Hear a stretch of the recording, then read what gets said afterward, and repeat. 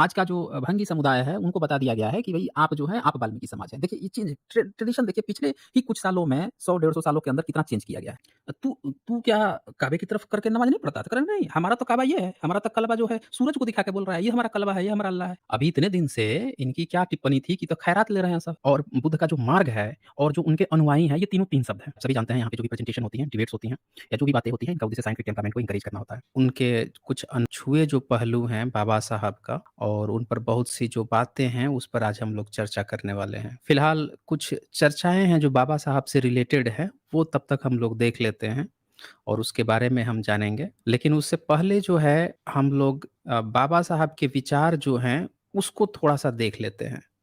कई बार क्या होता है कि बहुत लोगों की भ्रांतियाँ हैं बाबा साहब को लेकर। कुछ लोगों का ये कहना है कि बाबा साहब ने अपने जीवन के अंतिम दिनों में बौद्ध मार्ग अपनाया और उन्होंने ज़िंदगी भर क्यों नहीं अपनाया। बाबा साहब ने कई बार ये बात कही थी कि मैं बचपन से ही बौद्ध मार्ग की किताब को पढ़ा था और तब से लेकर मेरा गहन अध्ययन रहा उस पर। उन्होंने उसके बाद से जब ये बात कह दी थी कि मैं जन्म भले ही हिंदू मैं लिया हूँ लेकिन मरूँगा नहीं। तब से उन पर जितने भी दुनिया के तमाम जो लोग थे मतलब धर्म मज़हब वाले उन सब ने उनको ऑफ़र देना शुरू किया। सबने अपने-अपने मज़हब की अच्छाई बतानी शुरू की कि हमारे में ये अच्छा है, ये अपना सकते हैं, वो अपना सकते हैं। इस तरह की बहुत सारी बातें आई थी। लेकिन बाबा साहब ने बुद्ध मार्ग ही अपनाया। यहाँ पे एक बात ध्यान देने वाली होती है कि पूरी जो अभी फ़िलहाल में जो दुनिया है उसको आप 2 नज़रिए में बाँट सकते हैं। एक नज़रिया है जिसमें सभी लोग धार्मिक हैं, चाहे वो अपने को ब्रह्मनिज़्म या हिंदू धर्म से कह रहे हों, संप्रदाय से या फिर वो अपने को इस्लाम, सिख इस तरह की चीज़ों से जोड़ रहे हों। तो ये एक पूरा एक नज़रिया है इसमें सिख भी आ जाएँगे, इसमें जैन भी आ सकते हैं, इसमें ईसाई भी आएँगे, तमाम इस्लाम वगैरह सब लोग आ जाते हैं, धार्मिक नज़रिए में। एक दूसरा नज़रिया है जो अपने को एथिस्ट कहता है। तो ये जो लकीर है ना एथिज़्म की कि मैं किसी भी धर्म संप्रदाय को नहीं मानता और एक लकीर है कि हम लोग किसी न किसी ईश्वर वगैरह को मानते हैं, हालाँकि बौद्ध मार्ग में ईश्वर नहीं है। जैन में भी ईश्वर नहीं है और बौद्ध मार्ग में तो आत्मा भी नहीं है, पुनर्जन्म भी नहीं है, तो पूरा खेल ही खत्म है, पूरी तरह से एक नास्तिक दर्शन बन जाता है। तो यहाँ पे जो एक टकराहट होती है, लोग जो पूछते हैं कि भई बुद्ध मार्ग जो है, उसमें उसको बाबा साहब ने क्यों अपनाया? बाबा साहब ने कॉन्स्टिट्यूशन लिखी, कॉन्स्टिट्यूशन में ना कोई ईश्वर है, ना कोई आत्मा है। पूरी तरह से वो क्लियर है, उसमें इस तरह की कोई भी चीज़ें नहीं आती हैं। तो फिर भी एक सवाल खड़ा होता है और ये सवाल खड़ा कौन करता है? तो ज़्यादातर जो अपने को नास्तिक कहते हैं, वो लोग ये बात खड़ा करते हैं, ये सवाल खड़ा करते हैं कि बाबा साहब ने चाहते तो वो नास्तिक भी बन सकते थे, ऐसा उन्होंने बुद्ध मार्ग को ही क्यों अपनाया? और फिर वो लोग ऐसे कुछ बताने का प्रयास करते हैं कि बुद्ध मार्ग में भी आत्मा है या पुनर्जन्म है या इस तरह की कोई बातें कहते हैं या कुछ त्रिपिटक के पन्ने दिखाने की कोशिश करते हैं।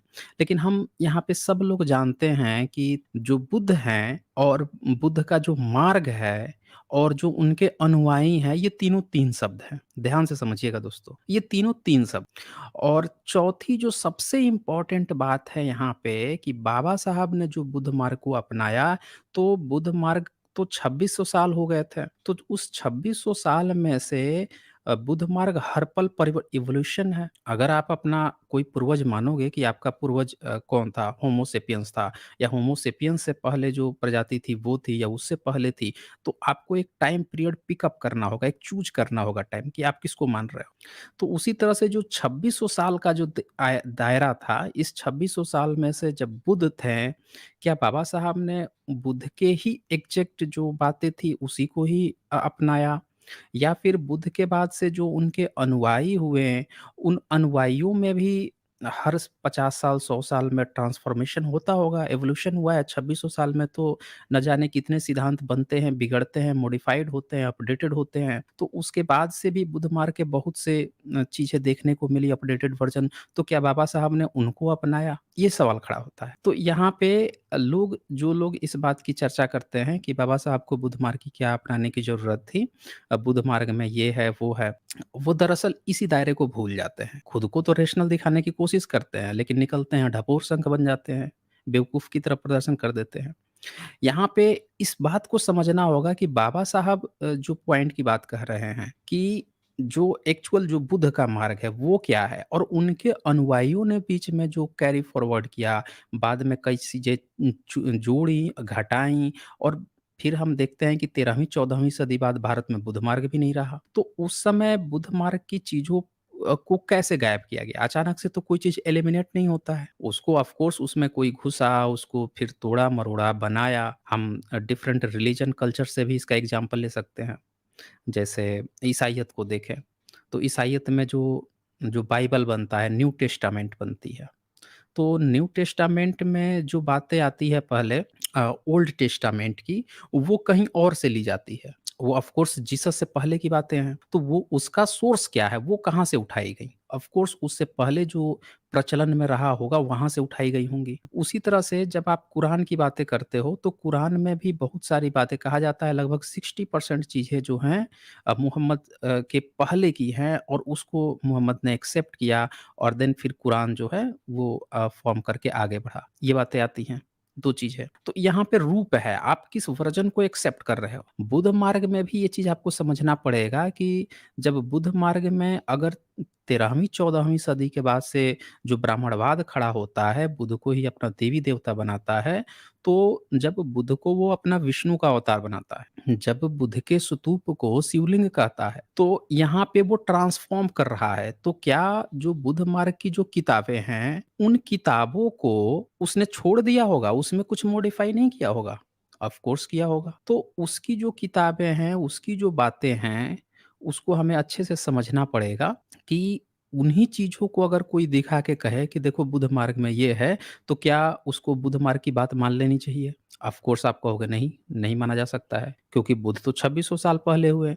उनकी जो कोर चीज़ें होंगी वो वही मानी जाएगी बुद्ध की बात। वो तो उनके अनुयायियों का मार्ग हुआ। अब दूसरा सवाल ये आता है कि अगर उनके जो अनुयायी है, चाहे बिगड़ा हुआ चेला है, चाहे अच्छा हुआ चेला है, अगर जो अच्छा चेला है वो रहा ही नहीं, बचा ही नहीं, 700-800 साल पहले खत्म कर दिया गया। बिगड़ा हुआ अगर बचता है या बिगाड़ने वाला बचता है, तो उसने जो किताबें लिखी हैं, क्या उसको देखकर बताया जा सकता है बुद्ध की बात? जैसे जब देश आज़ाद होता है, बाबा साहब बुद्ध मार्ग ग्रहण करते हैं, तब तक किसी भी शूद्र अंत्यज में इतनी चेतना नहीं जागृत थी कि वो पाली साहित्य को खोज सके और उसको लिख सके। ये किसी को नहीं पता। लेकिन आप देखें कि जो जितनी भी यूनिवर्सिटीज़ थी, उसमें सारे ब्राह्मण बैठे हुए थे और वो ब्राह्मण जो हैं पाली सीखकर तुरंत ही बताना शुरू कर देते हैं कि देखो बुद्ध की ये किताब है, बुद्ध की वो किताब है। लाइट ऑफ एशिया किताब लिखा किसने? एडविन आर्नोल्ड ने। हिंदी अनुवाद 1922 में पहली बार जब करना था, तो किसने किया? रामचंद्र शुक्ल ने। वो भी हिंदी अनुवाद नहीं किया क्योंकि हिंदी में पद अनुवाद होता नहीं था। गद्य तो हो गया था, पद नहीं विकसित हुआ था, तो उसे जो है वज्र भाषा में जो वज्र है, वज्र भाषा उसमें उसको लिखना पड़ा रामचंद्र शुक्ल को। तो ये ब्राह्मण था। अब ब्राह्मण जो है बुद्ध की बात लिख रहा है, तो लाइट ऑफ एशिया पौराणिक ढंग से लिखी गई। वही आत्मा से स्वर्ग से पवित्र आत्मा उतर रही है। इस तरह की बातें आ रही हैं। ठीक इसी तरह से आप ये देखें कि और भी बहुत सारी बातें आती हैं। ये तो मतलब एक बात हुई रामचंद्र शुक्ला की कि ये लोग ऐसे किए। इसी तरह से त्रिपिटक का जब अनुवाद की बात आई कि त्रिपिटक का अब अनुवाद कौन करेगा, तो इसके लिए भी तरह-तरह के ब्राह्मण आगे आए। उन्होंने बौद्ध मार्ग अपना लिया, बुद्धिस्ट बन गए। अब बुद्धिस्ट बन के वो कोई भदंत बन गया, कोई कौशल्यायन बन गया, कोई कुछ बन गया, बन-बन के अनुवाद करना शुरू कर दिए। तो ये सारी चीज़ें जो हैं, इन्होंने पूरा प्लेटफ़ॉर्म इख्तियार कर दिया। बुद्ध मार्ग की जो बातें हैं, अभी भी पाली में संरक्षित हैं। अनुवाद किसने किया? इन्हीं ब्राह्मणों ने किया। तो वो ब्राह्मण जिन्होंने पिछले 1000 साल में बुद्ध को गायब किया, वही ब्राह्मण जो है बुद्ध का नाम नहीं लेना चाहते थे, बुद्ध की लीपा-पोती कर रहे थे, वही ब्राह्मण बुद्ध का आपको किताब पकड़ा रहे हैं, अनुवाद करके। तो क्या वो अनुवाद सही होगा? ज़रा सोचिए, क्या वो अनुवाद सही होगा? 57 1957 की बात है। एक बंदा जो है वो वेदांती है और वो धम्मपद का अनुवाद कर रहा है। धम्मपद का अनुवाद करके उस अनुवाद में बता रहा है कि इसमें बुद्ध तो पुनर्जन्म की बात कर रहे हैं। क्या वो चीज़ सही हो सकती है? तो बाबा साहब जो है ना, उनके सामने बहुत सारी चीज़ें थीं। उनके सामने एक पूरा एक ब्रह्मानिकल सिस्टम तो था ही जो लगातार इनको अपोज़ कर रहा था। दूसरी चीज़ कि बाबा साहब जब बुद्ध मार्ग को अपना रहे हैं, तो भी ब्राह्मण उस बुद्ध मार्ग पर कब्ज़ा करके बैठा हुआ है, उसकी चीज़ों को फिर से तोड़-मरोड़ रहा है और उस फ्लेवर में पेश करने की कोशिश कर रहा था। तब बाबा साहब ने एक नया स्टेप स्टेप लिया, उन्होंने बुद्धा एंड हिज धम्मा लिखने का फैसला किया। उन्होंने एक किताब लिखी। वो जान गए कि अगर वो अपनी कुछ नई चीज़ें बुद्ध मार्ग में नहीं फ़िल्टर आउट करते हैं, नई चीज़ देते हैं, तो ये तो ब्राह्मण के हाथ में तो ये पूरा फिर से वो वही गायब कर देगा। पहले तो ब्राह्मणिज़्म खड़ा करके गायब ही किया और बुद्ध मार्ग में भी घुस के पूरा चीज़ गायब कर देगा, बदल ही रहा था, आज भी बदला हुआ है। तो यहाँ पे बाबा साहब का इम्पोर्टेंस बढ़ जाता है कि उन्होंने भारत का जो एंशिएंट हिस्ट्री थी, उस हिस्ट्री को उठा के फिर से एक फ्लेवर देने की कोशिश की बुद्धा एंड हिज धम्मा। अब सवाल आता है कि बुद्धा एंड हिज धम्मा में भी बहुत सारी बातें हैं, तो उसमें लोग पहुँच जाते हैं कि क्या इसमें पुनर्जन्म है, इसमें ब्राह्मण शब्द क्यों है, इसमें ये शब्द क्यों है, उसमें वो क्यों शब्द है? तो वो भी उसी का ब्राह्मण का कारनामा यही है। धम्मपद आप पढ़ेंगे तो उसमें बमण वग्गो है और वो बमण वग्गो जो है उसमें बमण की तारीफ है। अब ब्राह्मण ने क्या प्रचार अभी फैला रखा है कि बुद्ध तो जो है ब्राह्मणों का विरोध करते थे और वो बमण का अनुवाद कर रहा है ब्राह्मण। अब सवाल ये है कि धम्मपद में बुद्ध तो बमण की तारीफ कर रहे हैं। वो तो उनका अनुयायी है, समण, बमण, उसकी तो तारीफ कर रहे हैं। अब अगर वो बुद्ध का ब्राह्मणों का विरोध करते हैं, तो उनके धम्मपद में वो फिर वो क्यों करते? तारीफ क्यों कर रहे हैं फिर? तो इसने क्या किया है कि अनुवाद में बमण को ब्राह्मण करके ये दिखाने की कोशिश की कि बुद्ध भी उसी की बात कर रहे थे, ब्राह्मण की बात कर रहे हैं। मतलब ये देखें आप इस चीज़ को कि इनकी कितनी घुसपैठ है इन किताबों में कि अनुवाद ही बमण का ब्राह्मण कर दिया। तो इसीलिए बिल्कुल भी कन्फ्यूज़ होने की ज़रूरत नहीं है दोस्तों। हम लोग जो भी कामें कर रहे हैं, जो काम कर रहे हैं, जो चीज़ें लाई जा रही है सामने, वो पूरा आपको इस सिद्धांत को समझना पड़ेगा और ब्राह्मण जो है जो ब्राह्मणिकल सिस्टम के लोग हैं, इन्होंने इतनी तकनीकी ढंग से, चाहे इनका नास्तिक हो, चाहे इनका आस्तिक हो, काम इन्हीं के लिए करता है। अगर वो कम्युनिस्ट बन गए, तो भी वो क्या करेगा, वो एक ऐसा फ्लेवर उठा के डालेगा जो साबित करेगा कि ये आर्यन्स हैं, ये 3500 साल पहले आए। वो भी ये दिखाने की कोशिश करेगा कि हम बुद्ध से पहले आए हैं। भले ही है इनका नास्तिक वाला दिखाने की कोशिश करेगा, हम नास्तिक हैं, लेकिन वो खड़ा तब भी बुद्ध से पहले अपने को करना चाहेगा। जो आस्तिक है, वो तो सीधे-सीधे पता नहीं रामायण, महाभारत और पता नहीं कैसी बातें करेगा त्रेता युग, सतयुग की कि उसको पूछना ही नहीं है। तो अब यहाँ पे फिर से वही सवाल खड़ा होता है कि जब लाइट ऑफ एशिया जब यहाँ पे भारत में जब आ गई थी 79 में 1879 में इरविन आर्नोल्ड ने जब उसका प्रचार शुरू हो गया था और अगले 20-25 साल में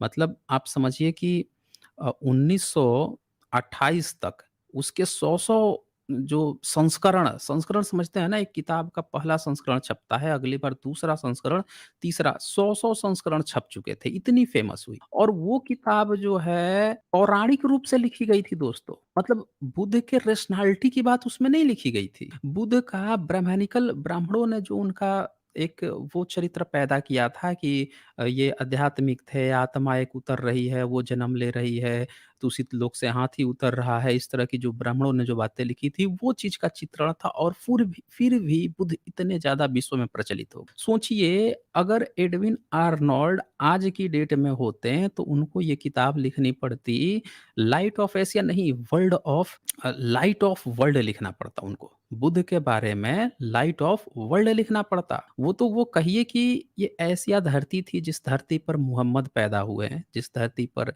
ईसा को कहा गया है कि वो पैदा हुए हैं, इस धरती पर मूसा को भी कहा गया। ये सारे लोग जितने भी आपको बताए गए हैं, चाहे अब्राहम अब्राहम हो या ये जितने भी सारे एशिया की धरती पर बताए गए। लेकिन इन सब में भी महावीर को भी बताया गया, निगंठनाथ बुद्ध को भी, लेकिन इन सब में भी लाइट ऑफ एशिया का खिताब किसको मिला? बुद्ध को मिला। और वो जो लाइट ऑफ एशिया की किताब है, वो रेशनल किताब कतई नहीं है दोस्तों, पौराणिक ढंग से उसको लिखी गई, तब वो इतना फेमस हुए। अगर रेशनैलिटी के ढंग से लिखी गई होती, जो बुद्ध का एक्चुअल पक्ष था, क्योंकि जब किताबें वो कंपाइल हो रही थी 1876 और 79 के दौर में, तब वहाँ पे कोई बुद्ध का अनुयायी रेशनल था ही नहीं। सारे के सारे ब्राह्मणिकल लोग थे और इन्हीं से रेफ़रेंस लेकर और जब उन्होंने किताबें छापी, तो वो ब्राह्मणिकल ही चीज़ छाप पाए। तब सोचिए बुद्ध इतने ज़्यादा फेमस हुए। तो इसीलिए दोस्तों मैं कहता हूँ कि आज की डेट में हमें भारत के इतिहास को ढंग से जानना ज़रूरी है। बहुत सारे लोग जब बुद्ध की बात आती है, तो कुछ लोगों को ऐसा लगता है ना किसी ने लाल मिर्ची लगाकर सटा दी हो ऐसे, तुरंत ऊपर से नीचे तक चढ़ा ऊपर होने लगता है। अरे वो भारत के धरती पर जने हुए एक पुरुष हैं, हमें उन्हें ऐतिहासिक रूप से देखना चाहिए और उन्हें ऐसी मिर्ची लगती है जैसे किसी धर्म की बात हो रही हो। मतलब अब भारत के धरती पर कोई व्यक्ति जन्म ले, आप हिस्ट्री पढ़ें उसकी, और हिस्ट्री के रूप से उनको जानने की कोशिश करें, तो भी कुछ लोगों को मिर्ची लगती है। अब ऐसी किसी को बीमारी है स्पेशल, तो आप समझ सकते हैं बेचारे के अंदर कितनी जलन है। किस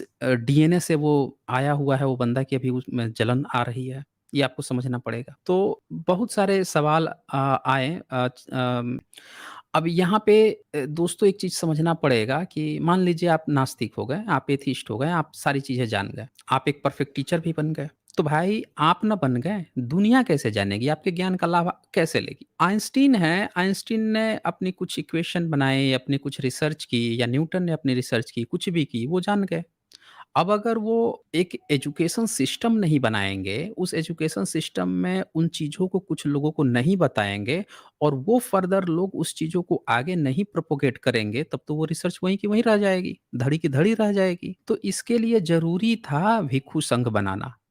और आज से 2600 साल पहले एक संगठित रूप से बनाना, इस तरह की शिक्षा के लिए, एजुकेशन देने के लिए इस तरह की चीज़ें बनाना पूरी दुनिया में कहीं नहीं पाया गया दोस्तों। इतनी सारी सिविलाइज़ेशन मिली, आप मेसोपोटामिया की मिली, मिस्र, इजिप्ट आप देख लीजिए, और भी बहुत सारी चीज़ें मिली, लेकिन कहीं भी ऐसा नहीं मिला कि किसी ने संगठित रूप से एजुकेशन देने के लिए लोगों को इकट्ठा किया और अपना ज्ञान कि किस तरह से एक इंसान जिए, वो उसकी लाइफ स्टाइल कैसे जिए, उस पर किसी ने काम नहीं किया। इस पर बुद्ध ने काम किया। बुद्ध ने उसी पे काम किया। आज आप देखें, आज हमारे पास मेडिकल सेवाएँ हैं। तो मेडिकल सेवाएँ हैं तो कोई भी इंसान बीमार पड़ता है या इतनी सारी रिसर्च होती है, कैसे जीवन जिएँ, कैसे खाएँ-पिएँ, सुबह का नाश्ता कब करें, रात का नाश्ता कब करें, कब सोएँ, कब जागें, इस पर खूब सारे विचार-विमर्श होते हैं।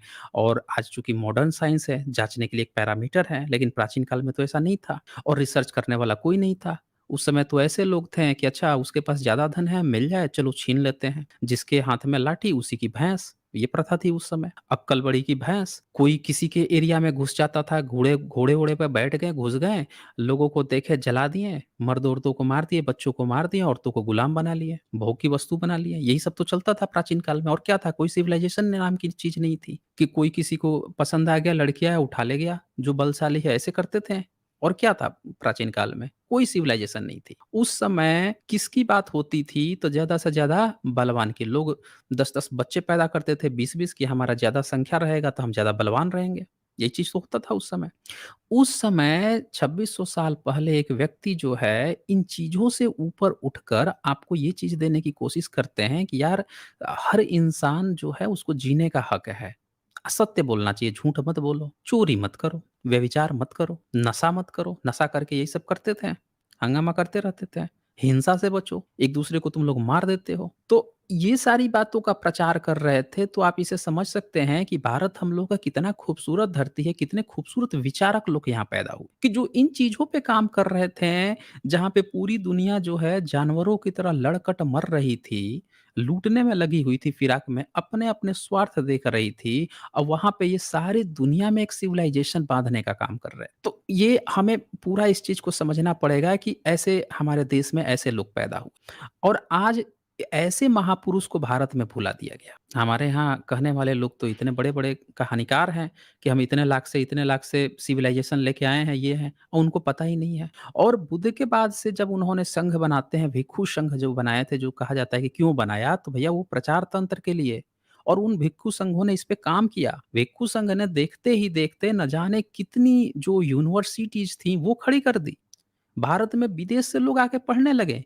यार ये कैसा देश है? यहाँ के लोग कितने सभ्य हैं। जातक कथाएँ आप पढ़िए, पढ़-पढ़ के आपके दिमाग होशो-हवास आपके ठीक हो जाएँगे। उसमें कहानी देगा कि एक ऋषि है और ऋषि क्या एक एक गुरु है और उस गुरु के यहाँ क्या होता है कि एक बच्चा जाता है पढ़ने के लिए तो देखता है कि उसके यहाँ सब लोग रो रहे हैं और रो रहे हैं तो क्यों रो रहे हैं? क्योंकि ऋषि जो है उसके यहाँ ऋषि का बच्चा मर गया है। उसकी ऋषि क्या मतलब जो व्यक्ति गुरु है, उस गुरु का जो वाइफ़ है वो रो रही हैं कि मेरा बेटा मर गया है।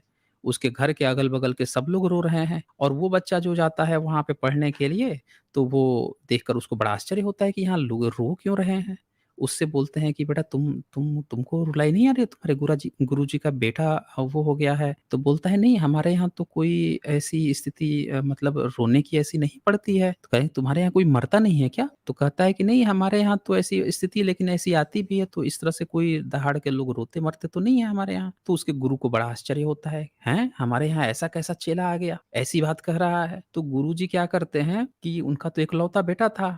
बड़ी दिक्कत हो रही थी कि बेटा मर गया, दुःख ऑफ कोर्स होगा ही बच्चा मर गया तो। तो वो क्या करते हैं कि पोटली-वोटली बाँधते हैं, उस बच्चे से पूछते हैं कि बेटा मैं तेरे घर जाता हूँ, पूछ के आता हूँ भई राज क्या है तुम्हारे यहाँ? तो वो जाते हैं, अब उस बच्चे के घर जाते हैं तो पता लगा होगा कि उसके माता-पिता रहते हैं, मिलते हैं, वो लोग बड़े अच्छे से उससे बातचीत-वातचीत करते हैं, पूछते हैं, तो कहते हैं कि आपके यहाँ कोई ऐसे अल्पायु में नहीं मरता? तो वो माता-पिता बोलते हैं नहीं, हम लोग के यहाँ नहीं मरता। क्यों नहीं मरता आप लोगों के यहाँ? ऐसा क्या है? तो वो बताते हैं कि हम लोग जो हैं इस तरह से खाते-पीते हैं, हम लोग ऐसे ज़िंदगी जीते हैं, हम लोग हमेशा दूसरों का ख़्याल रखते हैं, पड़ोसियों का ख़्याल रखते हैं, सबसे अच्छे से मिलते-जुलते हैं, हर चीज़ हम लोग अच्छा रखते हैं, कभी किसी से द्वेष नहीं पालते। जो बुद्ध की पूरी जो पंचशील सिद्धांत है, जो उनका जो दसों अष्टांगिक मार्ग है और ये सारी चीज़ें वो बताते जाते हैं, हम लोग ऐसे-ऐसे जीवन गुज़ारते हैं। इसीलिए हमारा हमारे यहाँ हर कोई खुशीपूर्वक रहता है। कभी उसकी ज़रूरत ही नहीं पड़ती दुःख की, क्लेश की। तब उस गुरु को एहसास होता है कि यार ज़िंदगी भर मैं पढ़ाते रहा और असल ज़िंदगी तो ये लोग गुज़ार रहे हैं। ऐसा ही समाज होना चाहिए। हमें अपने बच्चों को ऐसी ही शिक्षा देनी चाहिए कि वो अपनी ज़िंदगी जो है बड़े अच्छे से गुज़ारे, खुश रहे। बा अभी अभी क्या है, हम उन्हीं अपनी शिक्षाओं को भूल गए। ये जो जातक कथाएँ थीं, ये लोगों में यही शिक्षा देती थी। आप हर गाँव-गाँव में, हर घर-घर में जाके देख लीजिए।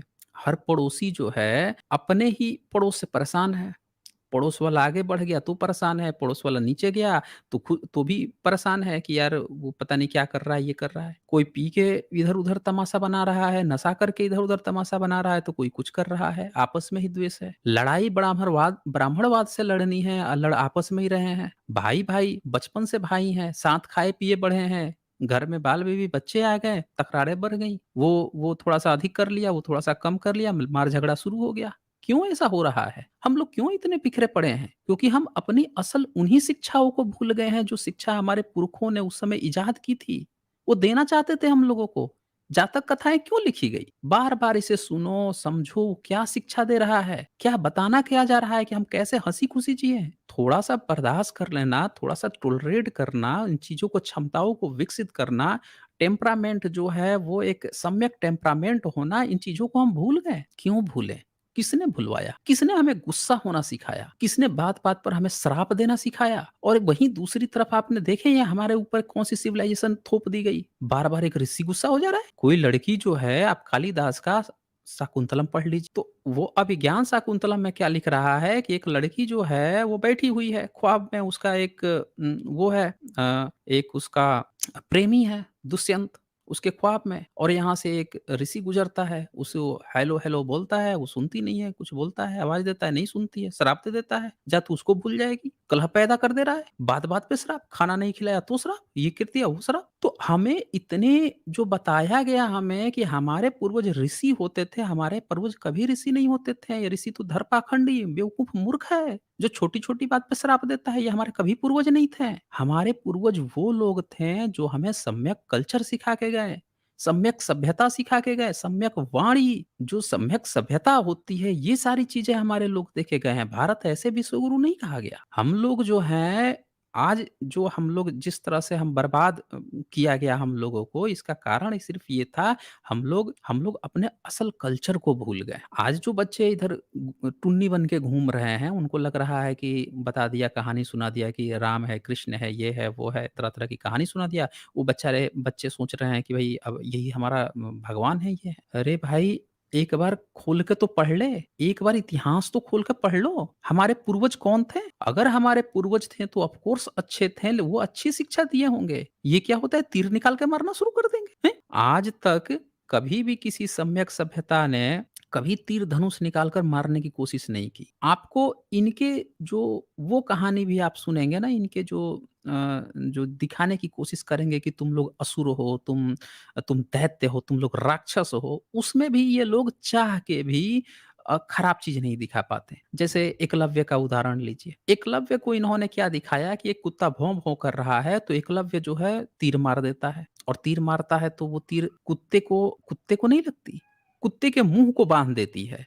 यानी कि इसमें ये दिखाया जा रहा है कि एक सम्यक जो यहाँ के लोग थे, वो अपना काम भी करते थे तीर धनुष से भी, तो भी शांति प्रिय काम करते थे। कुत्ते के मुँह से खून तक नहीं निकलती, कुत्ता का मुँह बंध जाता है। ये था और यहाँ पे महाभारत में आपको वही अर्जुन जो है उसको क्या दिखाया जा रहा है, छल कपट से कभी किसी का गर्दन उड़ा दे रहा है, कभी लड़की खड़ा करके कोई भीष्म पितामह को मार दे रहा है, कभी झूठ बोल के अपने गुरुओं का गर्दन कटवा रहा है। पूरा का पूरा छल कपट प्रपंच पे प्रपंच चलते जा रहा है। तो ये अपने किरदार भी जब इन्होंने सेट किए हैं, यहीं से आपको पता चलती है कि हमारा जो कल्चर है, हमारी जो सभ्यताएँ हैं, वो छल प्रपंच वाली नहीं है दोस्त। हमारे यहाँ जब बुद्ध पैदा हुए, हमारे यहाँ के जो जो भी लोग यहाँ से मंत्री-संतरी बाहर जा रहे हैं, जब उनको बार-बार ये कहना पड़ रहा है कि हम बुद्ध की धरती से हैं, तो ये क्यों कहना पड़ रहा है? क्योंकि उन्हें पता है कि भारत का यही कल्चर है, बाकी सब के सब विदेशी हैं। जो भी यहाँ पे हिंसा की बात कर रहा है, यहाँ पे जो भी नफ़रत-द्वेष की बात कर रहा है, वो सारे विदेशी हैं।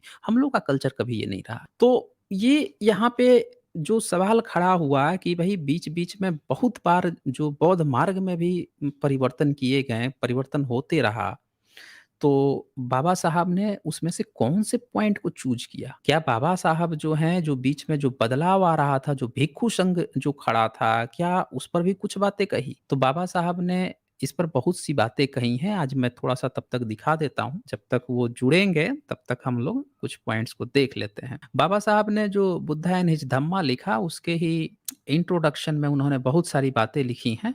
उसमें से कुछ पॉइंट्स जो है मैं आप लोगों को दिखा देता हूँ और उससे जो है आप लोगों को क्लियर होगा। भिक्षु संघ के बारे में उन्होंने जो बातें कही हैं, वो भी थोड़ी सब लोगों को क्लियर हो जाएगी। उन्होंने कई पॉइंट्स जो हैं उसको ये बताने की कोशिश की है कि जिन चीज़ों पे हमें विचार करने की ज़रूरत है। बाबा साहब ने बुद्ध मार्ग को एज़ इट इज़ वो फ़ॉर्म में नहीं उठा लिया, जिस फ़ॉर्म में लोग सोचते हैं कि किसी धर्म को उठा लिया गया। रेशनैलिटी पर उठाया उन्होंने। बुद्ध मार्ग को जितना भी बीच में जो ब्राह्मणिकल सिस्टम ने गड़बड़ की थी, उसको फ़िल्टर किया उन्होंने और सवाल खड़े किए। जिन चीज़ों को थोपा जा रहा था, उस पर सवाल खड़ा किया और आज भी मैं कहता हूँ कि हर कोई व्यक्ति जो बुद्ध मार्ग को अपनाता है, वो चूँकि तर्क तर्क का ही ये मार्ग है, उसको सवाल खड़े करने चाहिए, किसी भी चीज़ पर, जहाँ पे भी गड़बड़ लगे और इसी में ही सवाल आप उठा सकते हैं। बाकियों में तो आपका सीधे सर तन से जुदा होने की बात आ जाएगी। आप तो कुछ एडिट ही नहीं कर सकते हैं। यहाँ पे सवाल खड़ा कर सकते हैं, क्योंकि कलाम सूत्र में भी बुद्ध जो है ये बात कहते हैं कि भई मेरी भी बात तुम्हें नहीं माननी है अगर वो तुम्हारी तर्क, बुद्धि, विवेक पर खरी ना उतरे तो। तो सारे रेफ़रेंस यहीं पे डिस्कार्ड हो जाते हैं। बाबा साहब यहाँ पे लिखते हैं कि जो भिक्षु संघ है ना, उसपे जो 4 सवाल खड़े किए, तो उसमें से जो बात आई थी, उसको यहाँ पे लिखा गया है, वो सुनिए ज़रा इसको। पहली समस्या भगवान बुद्ध के जीवन की प्रधान घटना से संबंधित है। बुद्ध ने प्रवज्ञा क्यों ग्रहण की? परंपरागत उत्तर है कि उन्होंने प्रवज्ञा इसीलिए ग्रहण की। देखिए, कहानियाँ भी बहुत बदल दी गई थी दोस्त। बहुत सी कहानियाँ बदल दी गई बुद्ध के बारे में और इसीलिए ये जो सवाल है कि बाबा साहब ने बुद्ध मार्ग क्यों ग्रहण किया, ये जानना बहुत आप लोगों को ज़रूरी है। इन्होंने बुद्ध का इतना ब्राह्मणीकरण किया, मतलब कहानी बदल के ये दिखा दिया कि बुद्ध जो है वो किसी दुखिया जो था, कोई दुखी था इंसान, मरा हुआ इंसान था, बीमार इंसान था। उसको जब बाहर निकले, घर से बाहर निकले, 28-29 साल के हो गए थे, तो देखें कि अरे ये सब तो बीमार हैं, ये हैं। तो उनको देखकर उनके मन में संन्यास लेने का मन आ गया और वो जंगल चले गए ज्ञान लेने। ऐसी फर्जी कहानी ब्राह्मणिकल सिस्टम ने पकड़ा दी थी दोस्तों, संस्कृत में लिख के। जबकि ये कहानी है ही नहीं। आधुनिक रिसर्च से जितने भी स्क्रिप्चर्स बौद्ध मार्ग के निकलते गए, आर्कियोलॉजिकल एविडेंस मिल गया दोस्तों। गंधारा स्क्रिप्ट मिल गई 3री-4थी सदी की, जिसमें पूरा गंधार पे जो बनाया हुआ चित्र मिल गया, जिससे पता चला कि बुद्ध तो दिन दहाड़े और सभी लोगों के साथ जो है मिल-जुल कर घोड़े पर बैठ के घर से गए थे, ना कि रात में अकेले निकल के गए। ये सारे पूरे बने-बनाए आर्कियोलॉजिकल एविडेंस मिल गए। अब ब्राह्मणिकल सिस्टम ने देखिए कितनी झूठी-झूठी कहानियाँ आपको पकड़ा रखी है। तो यहाँ पे जो है ये बाबा साहब ने इस पर सवाल खड़ा किया। परंपरागत उत्तर है, मतलब जो ब्राह्मणिकल सिस्टम ने बताया कि उन्होंने प्रवज्ञा इसीलिए ग्रहण की क्योंकि उन्होंने एक वृद्ध पुरुष, एक रोगी व्यक्ति तथा एक मृतक की लाश को देखा था। स्पष्ट रूप से यह उत्तर बेतुका असंगत है। ये समझ रहे हैं कि ये जो उत्तर ये आपको पकड़ाया गया है, ये बिल्कुल ही बेतुका है। आज भी आप देखिए ये सारे लोग टीवी टीवी बनाएँगे, वीडियो बना लेंगे और ये लोग सीरियल बना लेंगे, फ़िल्में बना लेंगे, एनिमेशन फ़िल्में बना लेंगे। पैसा है, हर जगह ये लोग फ़र्ज़ी चीज़ें बना लेते हैं। और बनाने के बाद से आपको क्या बताएँगे कि बुद्ध को जो घर से प्रवज्ञा ग्रहण करने इसलिए चले गए थे, क्योंकि उन्होंने एक वृद्ध को देख लिया, रोगी को देख लिया और उससे पहले उनके पिताजी ने उनको बड़े ऐशो-आराम में रखा था। जबकि आर्कियोलॉजिकल एविडेंस मिल रहा है कि बुद्ध के पिताजी तो खेतीय थे, खेती करते थे और प्राचीन काल में जो आज से 2600 साल पहले ऐसा कोई भव्य इतना चीज़ मिला ही नहीं है कि कोई सामान्य जो खेतीय वर्ग के लोग हों, वो अपने बच्चे को इतने ज़्यादा ऐशो-आराम में रखें। ये कहानी ही ब्राह्मणिकल सिस्टम ने बहुत बाद में कल्पनाओं में बुनी है दोस्तों। उस समय का हर व्यक्ति जो है वो परिश्रम करता था, बुद्ध भी परिश्रम करके ही ज़िंदगी गुज़ारते थे। ये पूरा एक बना-बनाया ज़बरदस्ती कि वो राजा के बेटे थे, पहले कह दो राजा का बेटे थे, फिर एक महल दिखा दो और फिर महल में खूब ढेर सारी लड़कियाँ दिखा दो, इतनी सारी लड़कियों की व्यवस्था कर दी थी उनके पिताजी ने, फिर भी वो किसी लड़की से नहीं मिले, वो चले आए। इस तरह की फर्जी कहानियाँ सुना-सुना के उनको राजसी चित्रण ये सारा काम किया है इन लोगों ने काव्य के मदद से। क्योंकि काव्य जो है उसमें कल्पना की उड़ान चलती है ना, जितना मन करे उतना गप हाँक दो और उसके पहले लिख भी दो।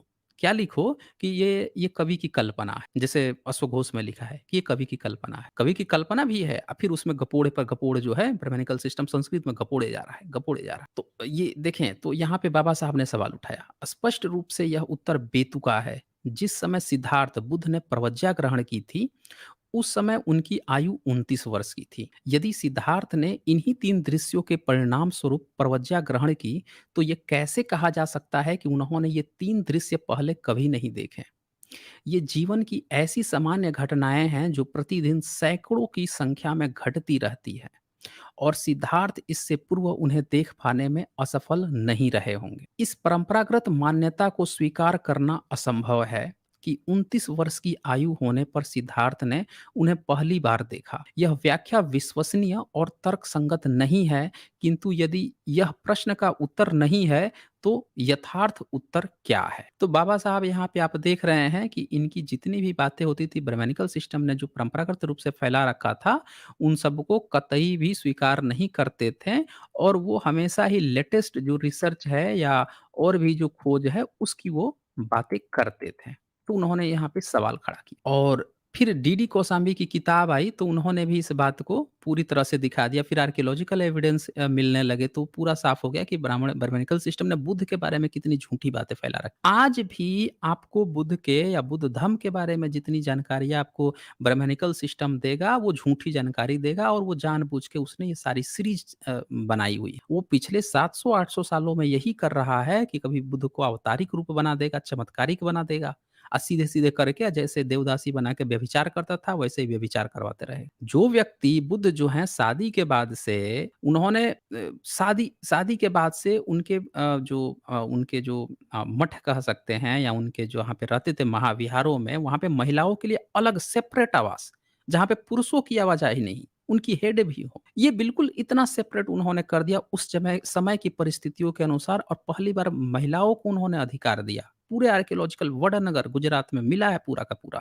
महिलाओं का छात्रावास मिल गया। उसमें बाथरूम तक लगे हुए हैं, ये सारी चीज़ें मिल गई। आर्कियोलॉजिकल एविडेंस मिल रहा है कि 7वीं 8वीं सदी तक भी महिलाओं के छात्रावास भारत में चलते थे और ये सारी चीज़ें जो हैं बौद्ध मार्ग के लिए थी। वहाँ पे पुरुषों का जाना बिल्कुल वर्जित इतना चीज़ था। लेकिन ब्राह्मणिकल सिस्टम का आप देखें इसने मंदिरों में 9वीं 10वीं सदी के बाद से देवदासियाँ रखनी शुरू की। पिछली बार जब मैं तैमूर लंग वाला आप लोगों को सुना रहा था तभी मैंने बताया था कि उसमें जो ब्रह्म कुमारियाँ होती थीं, उन्होंने बताया कि वो तो विष्णु की देवदासियाँ हैं, विष्णु की दासियाँ हैं, विष्णु से ही उनकी शादी किसी और से शादी ही नहीं कर सकती और वो ब्राह्मणिकल सिस्टम के साथ रह रही है। तो ब्राह्मणों ने ऐसी व्यवस्था बाद में पैदा कर दी और फिर आप देख ही रहे हैं आज भी मंदिरों में पकड़े जाते हैं, इनकी देवदासियाँ पकड़ी जाती हैं, किसी की हत्या ये लोग कर देते हैं, किसी को ज़मीन के नीचे गाड़ देते हैं, किसी को प्रेग्नेंट कर देते हैं, किसी के बच्चे पैदा हो जाते हैं। आज भी ये लोग तो ये पूरा व्यभिचार का सिस्टम ब्राह्मणिकल सिस्टम है दोस्तों। आगे और देखें, बाबा साहब फिर आगे क्या लिखते हैं बाबा साहब, दूसरी समस्या 4 आर्य सत्यों द्वारा उत्पन्न होती है। अब जो 4 आर्य सत्य था, वहाँ पे जब बाबा साहब के सामने जब आया परिदृश्य, तो बाबा साहब ने इस पर सवाल खड़े किए। हुआ क्या था दरअसल कि जितनी भी बुद्ध की बातें थी ना, उसमें ये फ़िल्टर आउट करना बड़ा मुश्किल हो गया था बाबा साहब के समय कि कौन-सा बुद्ध का एक्चुअल है कौन-सा एक्चुअल नहीं है, कौन-सा बाद में घुसपैठ किया गया है। ये इसलिए हुआ था कि ब्राह्मणिकल सिस्टम ने इतनी ज़्यादा उनका वो कर दिया था, ब्राह्मणाइज़ कर दिया था, एडविन आर्नल्ड तो को नहीं पता चला। उन्होंने अपनी जो किताब लिखी उसमें भी वही ब्राह्मणिकल सिस्टम वाला चीज़ उठा के डाल दी है वो। पूरी तरह से बुद्ध का ब्राह्मणिकल इन्होंने ब्राह्मणाइज़ कर दिया था। तो बाबा साहब को उस समय आर्य सत्य पर भी उठाना पड़ गया सवाल और इसलिए उठाना पड़ा क्योंकि जो पहला वाला ये लोग सिद्धांत दिए थे कि वो बड़े जो बूढ़ा व्यक्ति था, बीमार था, एक मरा हुआ था, उन्हीं को देख के गए थे, इसीलिए उसी पे इन्होंने 4 आर्य सत्य खोजा था। तो उसको उस चीज़ पे जब उन्होंने प्रश्न उठाया तो साथ में बाबा साहब को ये भी प्रश्न उठाना पड़ा कि ये जो 4 आर्य सत्य कह रहे हैं, अगर उसके कारण ये कह रहे हैं तो फिर सवाल बन जाएगा। अगर उस इसका रीज़न ही ब्राह्मणिकल सिस्टम ने गलत दे रखा था कि उस कारण से इसकी खोज की, जबकि बुद्ध ने इसकी खोज की थी, इसके लिए ज़रूरी नहीं था कि वो ज़िंदगी में कभी किसी बूढ़े को या मरते हुए देखे ही नहीं होंगे। दोनों चीज़ अलग-अलग थी। ब्राह्मणिकल सिस्टम ने जोड़ दिया था, इसीलिए बाबा साहब को सवाल खड़े करने पड़े। क्या खड़ा किया उन्होंने? उन्होंने कहा कि क्या ये बुद्ध के मूल शिक्षाओं के ही भाग हैं? जीवन संभवतः दुःख है। यह सिद्धांत जैसे बुद्ध धर्म की जड़ पर ही कुठाराघात करना प्रतीत होता है। यदि जीवन का दुःख है, मरण दुःख है, पुनरुत्पत्ति दुःख है, तब तो हर चीज़ का ही अंत है। न ही धम्म और न ही दर्शन व्यक्ति को इस संसार में सुख प्राप्त करने में सहायक हो सकते हैं। यदि दुःख से मुक्ति ही नहीं है, तो फिर धम्म भी क्या कर सकता है और बुद्ध भी किसी आदमी को उस दुःख से मुक्ति दिलाने के लिए क्या कर सकते हैं? क्योंकि जन्म स्वयं ही सदा दुखमय है। ये 4 आर्य सत्य अबौद्धों द्वारा बौद्ध धर्म स्वीकार करने के मार्ग में बड़ी बाधा हैं, क्योंकि 4 आर्य सत्य आदमी की आशा से वंचित करते हैं। ये आर्य सत्य भगवान बुद्ध के धम्म सिद्धांत को निराशावादी सिद्धांत बना देते हैं। क्या ये 4 आर्य सत्य भगवान बुद्ध के मूल सिद्धांत के भाग हैं अथवा ये बाद के भिक्षुओं द्वारा की गई अभिवृद्धि है? तो बाबा साहब ने वहाँ पे भी सवाल खड़े कर दिए इन 4 आर्य सत्यों पे। क्यों खड़े किए हैं, ये आप साफ-साफ देख सकते हैं। क्योंकि ब्राह्मणिकल सिस्टम ने क्या प्रचार फैला दिया कि बुद्ध को इसकी इसीलिए इस पर खोज किए या काम किए क्योंकि उन्होंने दुखियारे को ही देखा था, मरे हुए को, उससे पहले कभी नहीं देखा। तो बाबा साहब ने इस पर सवाल खड़े किए।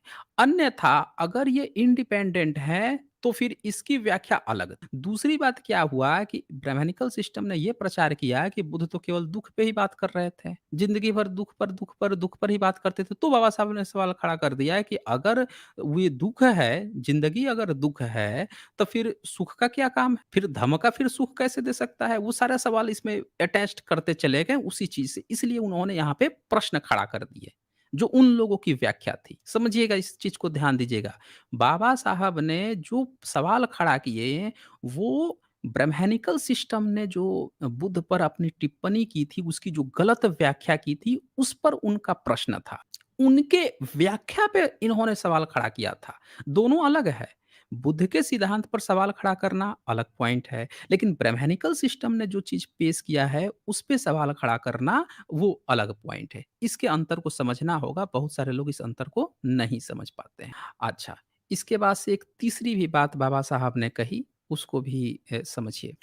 एक तीसरी समस्या का संबंध आत्मा, कर्म तथा पुनर्जन्म के सिद्धांतों से है। ये भी लोग जो हैं बड़ा चर्चा करते हैं। इस पर भी बाबा साहब ने क्या टिप्पणी की है वो चीज़ भी समझिए। भगवान बुद्ध ने आत्मा के अस्तित्व से इनकार किया। ये साफ-साफ यहाँ पे आप देख रहे हैं, भगवान बुद्ध ने आत्मा के अस्तित्व से इनकार किया।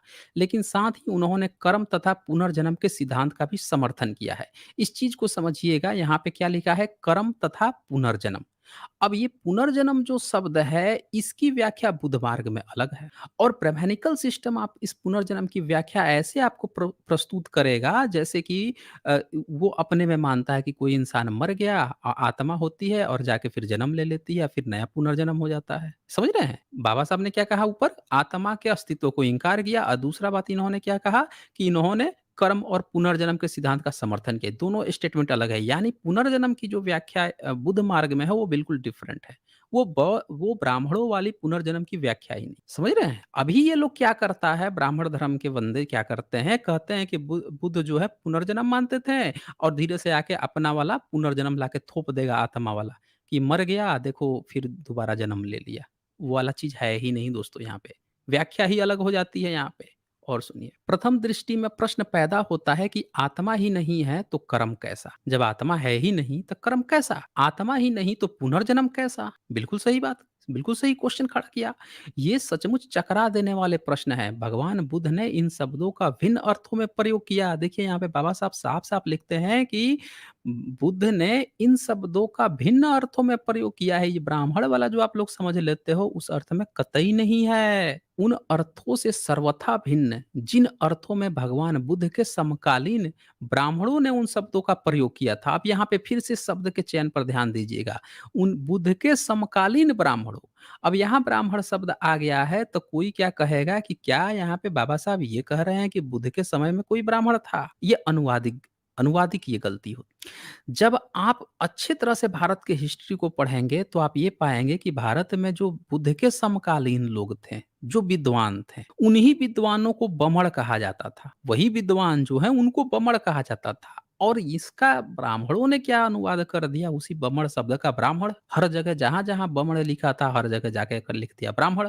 तो यहाँ पे भी वो शब्द आ गया, उनके समकालीन विद्वान की जगह पे उनके समकालीन ब्राह्मण। अब बताइए, बुद्ध के समकालीन तो जैन हुआ करते थे, निकंठनाथ पूत, मैखल गोस्वाल, अजीत केस काम्बली, तो यही लोग थे ना, निकंठनाथ पूत वगैरह। अब ये बताइए, ये लोग क्या ब्राह्मण थे? उनके समकालीन जितने लोग थे ये लोग थे, ये तो ब्राह्मण नहीं थे, यही लोग विद्वान थे। तो यानी कि ये शब्द के चयन पे ध्यान दीजिएगा कि ब्राह्मणिकल सिस्टम ने किस तरह से बुद्ध मार्ग का ब्राह्मणीकरण किया, ब्राह्मण लिख दिया। इससे जो है पूरा का पूरा लोग कंफ्यूज हो जाते हैं कि क्या बुद्ध के समय में ब्राह्मण थे? अरे भाई, यहाँ पे साफ-साफ लिखा है, समकालीन शब्द लिखा हुआ है, यानी उनके समय के विद्वानों की बात चल रही। तो इसीलिए अनुवाद में कभी गलती में आप लोगों को नहीं फँसना है। आगे देखें, तो उनके समकालीन विद्वानों ने इन शब्दों का प्रयोग किया था। यदि ऐसा है तो किस अर्थ में? अब सवाल है कि किस अर्थ में किया था? अथवा क्या उन्होंने उन्हीं अर्थों में उन शब्दों का प्रयोग किया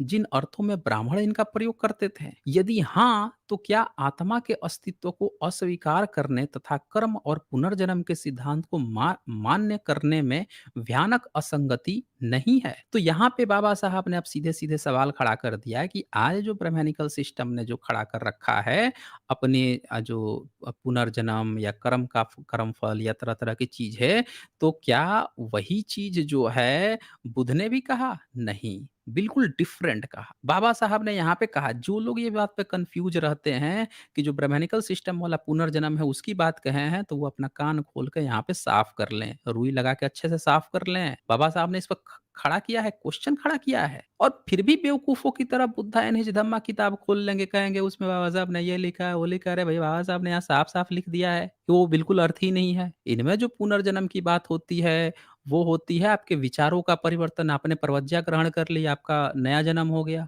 बुद्ध ने जब प्रवज्ञा ग्रहण कर ली, उनका भी नया जन्म हो गया। पहले वो सुकीति थे, सिद्धत थे, उससे जाके वो बुद्ध बन गए। उनका भी जन्म हो गया, नया जन्म हो गया। ये चीज़ें हैं यहाँ पे। इसके बाद से बाबा साहब एक चौथी समस्या जो है वो भी बात करते हैं, और वो चौथी समस्या जो है वो भिक्षु संघ को लेकर है। हाँ, ये बड़ा अच्छा चीज़ आपने उठाया है। मतलब एक तो ये विद्वान हैं, सारे के सारे इतने बड़े विद्वान हैं, इतने बड़े महापुरुष हैं कि जो ये इनसे आज्ञा लेकर जो है विष्णु और देवी-देवता जो हैं अपना पूजा-पाठ करवाते हैं। सारा किताब-वुताब, वेद-वेद लिख के इन्हीं को दे के गए हैं। ये इतने महान विद्वान हैं। इतने ये लोग विद्वान थे कि हज़ार साल से रिज़र्वेशन ले रहे थे कि हम भाई विद्वान हैं, विद्वान हैं। अब इनको सुदामा कोटा लेना पड़ रहा है। अभी इतने दिन से इनकी क्या टिप्पणी थी कि तो खैरात ले रहे हैं सब। अभी भीख लग रही थी, सुदामा कोटा ले रहे हैं ये। अब भीख नहीं लग रही है, अब खैरात नहीं लग रहा है इनको। अब वो भी इलीगल रूप से। रिज़र्वेशन को इन लोगों ने, ये इतने धूर्त प्राणी होते हैं कि रिज़र्वेशन जो था वो भारत के जो सामाजिक रूप से, शैक्षणिक रूप से जिनको पिछड़ा कर दिया गया था, सामाजिक रूप से पीछा कर दिया था, जिनको पढ़ने का अधिकार नहीं था, धार्मिक किताबों के आधार पर धर्म वही मनवाया जा रहा है। अब पढ़ने का अधिकार नहीं दिया, धर्म वही मनवा रहा है, कह रहा है कि ब्रह्मा ने कहा है कि तुम शूद्र हो, पैर हो, तुमको पढ़ने लिखने का अधिकार नहीं है, तुम हमारा सेवा करो, तुमको तीनों वर्ण की सेवा करना है। सामाजिक रूप से पीछे करके रखा था। तो भैया, जब उसी धर्म में तुम रखोगे तो कॉन्स्टिट्यूशन बनेगा तो अधिकार तो देना पड़ेगा ना, जो इतने साल से, जितने साल से तुमने पीछे किया है। तो या तो वो धर्म बदल लें, तो तुमने धर्म भी नहीं बदलने दिया, उसी धर्म में रखा। तो जब उसी धर्म में रखा, तो भैया फिर तो उनको सामाजिक और शैक्षणिक रूप से देना था। अब ये धूर्तता इनकी देखिए कि इन लोगों ने उसको वो बना लिया अपना जो गरीबी उन्मूलन कार्यक्रम समझ लिया रिज़र्वेशन को। मतलब सुदामा कोटा ले लिया। अरे भैया वो इसलिए लाया गया था कि तुमने उनको शूद्र बना दिया, पढ़ाया-लिखाया नहीं, उनको पीछे किया, इसलिए वो दिया गया था उनको रिज़र्वेशन। एससी, एसटी और बाद में ओबीसी। और इन लोगों ने सुदामा कोटा ले लिया कि भैया हम गरीब हैं। अबे तुम गरीब, तुम्हारे गरीबी से क्या लेना-देना है? गरीबी से क्या तुम सामाजिक और शैक्षणिक रूप से पीछे हो गए थे? गरीब हो तो जाओ ना, तुम काहे गरीब हो गए? तुम्हारे पास तो वेद है, तुम्हारे पास तो तुम्हारे वेद से विज्ञान निकला है। घूम-घूम के प्रचार करते हैं कि इनके वेद से ही सारा विज्ञान निकला है, अंग्रेज चुरा-चुरा के ले गए हैं, बाल्टी-बाल्टी भर-भर के लेके गए हैं। अभी गरीब हो गए, सुदामा बन गए ये। तो खोज लो अपने कृष्ण को, पहुँच जाओ सारे के सारे सुदामा कृष्ण के पास। दिन-रात जो सुदामा का गाना गाते रहते हो कि सुदामा गया था कृष्ण के पास, तो उन्होंने एक मुट्ठी दे दी तो पता नहीं उसके घर सोने का बिल्डिंग बन गया। तो अब क्यों नहीं जा रहे हो? ये चीज़ समझनी पड़ेगी दोस्तों। सिर्फ़ एससी, एसटी, ओबीसी जो लोग हैं ना, ये माइनॉरिटी के, यही लोग भोले-भाले हैं। इनको समझ में नहीं आता है। एक ब्राह्मण के बच्चे की जैसे ही नौकरी नहीं लगेगी, तुरंत रिज़र्वेशन को गाली देगा, एससी, एसटी, ओबीसी को गाली देगा कि ये रिज़र्वेशन लिए हुए हैं इसलिए हमारे बच्चे को नौकरी नहीं लगी। और एससी, एसटी, ओबीसी के बच्चों को नौकरी लगती है तो ये चले जाते हैं वही रामकृष्ण को चढ़ावा चढ़ाने। इनको पता ही नहीं है कि इनकी नौकरी जो है कॉन्स्टिट्यूशन बाबा साहब के कारण लगी हुई है। ये चले जाते हैं पंडा को बुलाकर उसको क्रेडिट देने, जबकि पंडा को अच्छी तरह से पता है कि उसकी नौकरी जो नहीं लगी है तो वो इनको गाली दे रहा है, जबकि इस कारण ये नहीं है। दोनों में कारण वो नहीं है, लेकिन दोनों में से द्वेष देखिए, ब्राह्मण का द्वेष किससे है? एससी, एसटी, ओबीसी से। ये जो है ये ईश्वर में भक्ति मगन हो जाते हैं। तो ये चीज़ हमें समझना पड़ेगा। और जफ़र जो हैं, जफ़र जी का यहाँ पे सुपर स्टिकर आया हुआ है, शुक्रिया आपका जफ़र जी। फिर यहाँ पे विवेक खाटे जी लिखते हैं, मूल समन संस्कृति जीवनदायी दूध की तरह निर्मल है। हाँ, बिल्कुल सही कहा है आपने। अच्छा, विवेक घाटे जी ने लिखा, विदेशी ब्राह्मणवाद विकृत साइनाइड है। बिल्कुल, ये इसमें कोई भी दो राय नहीं है। एक लक्षण होता है ना कि आदमी सुधर जाता है, सुधरने के इनमें लक्षण नहीं है। अनवर अंसारी क्या लिखते हैं, सर आप बोलते हैं इतिहास को अच्छे से जानना है, जब किताब खोलता हूँ तो पता चलता है अशोक सम्राट क्षत्रिय थे, अपने भाइयों को कत्ल किए थे, पत्नी बौद्ध धर्म की थी। नहीं, ये आप गलत इतिहास जब ब्राह्मणों वाला पढ़ेंगे तो आपको वो यही पढ़ाएगा ना वो। उससे जब पूछिएगा कि बेटा तू ये बता, ये छ जो शब्द है क्षत्रिय जो तू लिखवा दिया है, उसमें से छ और त्र जो ध्वनि है, ये ध्वनि कब आई है भारत में? पहली बार कब प्रयोग हुआ है? कौन से इंस्क्रिप्शन में प्रयोग हुआ है? तो उसका मुँह जो है जो लिट्टी बटे चोखा होता है ना, नील बटे सन्नाटा जो होता है, वही बन के रह जाएगा। सम्राट अशोक जो हैं, इसको पता है कि वो क्षत्रिय थे, लेकिन सम्राट अशोक का नाम नहीं पता था कि वो क्षत्रिय थे। उन्होंने अपने किसी इंस्क्रिप्शन में अपने को क्षत्रिय नहीं लिखवाया। उन्होंने अपने इंस्क्रिप्शन में पेशाकारों के नाम लिखवा दिए, समन बवण का नाम लिखवा दिया, पेशाकारों के नाम लिखवा दिए, अलग-अलग पेशाओं के नाम लिखवा दिए, चोल चंदेल पांड्यों के नाम लिखवा दिए, ग्रीक भेज दिए, सीरिया भेज दिए अपने बौद्ध भिक्षुओं को एजुकेशन धर्म का प्रचार करने के लिए 9 देशों में भेज दिया, अलग-अलग देशों में, विदेशों में भेज दिए लोगों को प्रचार करने के लिए, ग्रीक वगैरह में। सबका बता दिए, लेकिन उनको ये बात नहीं पता थी कि वो क्षत्रिय थे। इसको ही पता है ब्राह्मण को, ये क्षत्रिय है, लिखवा रहा है कि सम्राट अशोक क्षत्रिय थे। अब बोल रहा है कि उनकी पत्नी जो है बौद्ध धर्म की थी। तो अनवर अंसारी जी, ब्राह्मणिकल सिस्टम की किताब जब आप पढ़ेंगे, तो वो यही पढ़ाएगा। आज आपको पढ़ा दिया है, सम्राट अशोक के पत्नी का इसको पता चल गया, सम्राट अशोक के नाम इसको नहीं पता था। 1915 में जब तक मास्की का जो अभिलेख नहीं मिला था सम्राट अशोक का, तब तक सम्राट अशोक का नाम तक किसी को नहीं पता था। इंस्क्रिप्शन तो 1837 में पढ़ा जेम्स प्रिंसेप ने ना, सम्राट अशोक का नाम तक नहीं पता था इन लोगों को। 1915 में पता चला जब मास्की का अभिलेख मिला, 2-2 बार नाम उसमें प्रयोग हुआ था, राया अशोक। अब वो भी अशोक होता है, अशोक। अब वो क्या लिखता है? अशोक। ASHOK, अभी भी गलत नाम लिखवाता है वो। जबकि ये अपना दंती स एस लिखवा के गए हैं, ASOK। अब वो क्या लिखवाता है? ASH, SH लिखवाता है, अभी भी गलत लिखवाता है। वो इतना बड़ा धूर्त खिलाड़ी है। जिस दिन इनका जन्म है सम्राट अशोक का, उसी दिन एक पेड़ की पूजा करवाता है वो।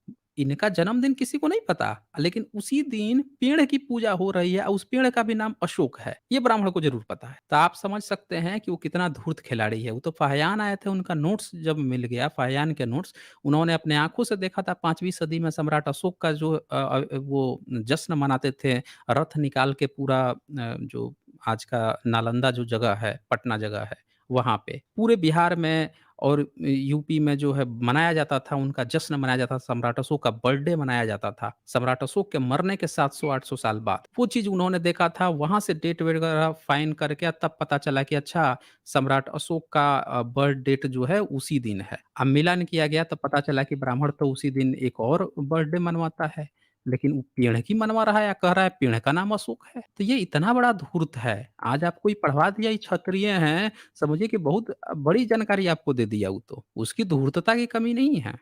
अच्छा, इसके बाद से यहाँ पे न्यू थॉट जो है इनका भी सुपर स्टिकर आया था, शुक्रिया आपका। और फिर इसके बाद यहाँ पे विवेक घाटे जी ने लिखा है, लोगों की तार्किक सोच को मारने के लिए विकृत ब्राह्मणवादी मूल निवासी संस्कृति का निर्मल दूध का पैकेट उधार लेकर फर्जी हिंदुत्व के ग्लास में ब्राह्मणवादी साइनाइड डालकर नासमझ अज्ञान को पिला देते हैं।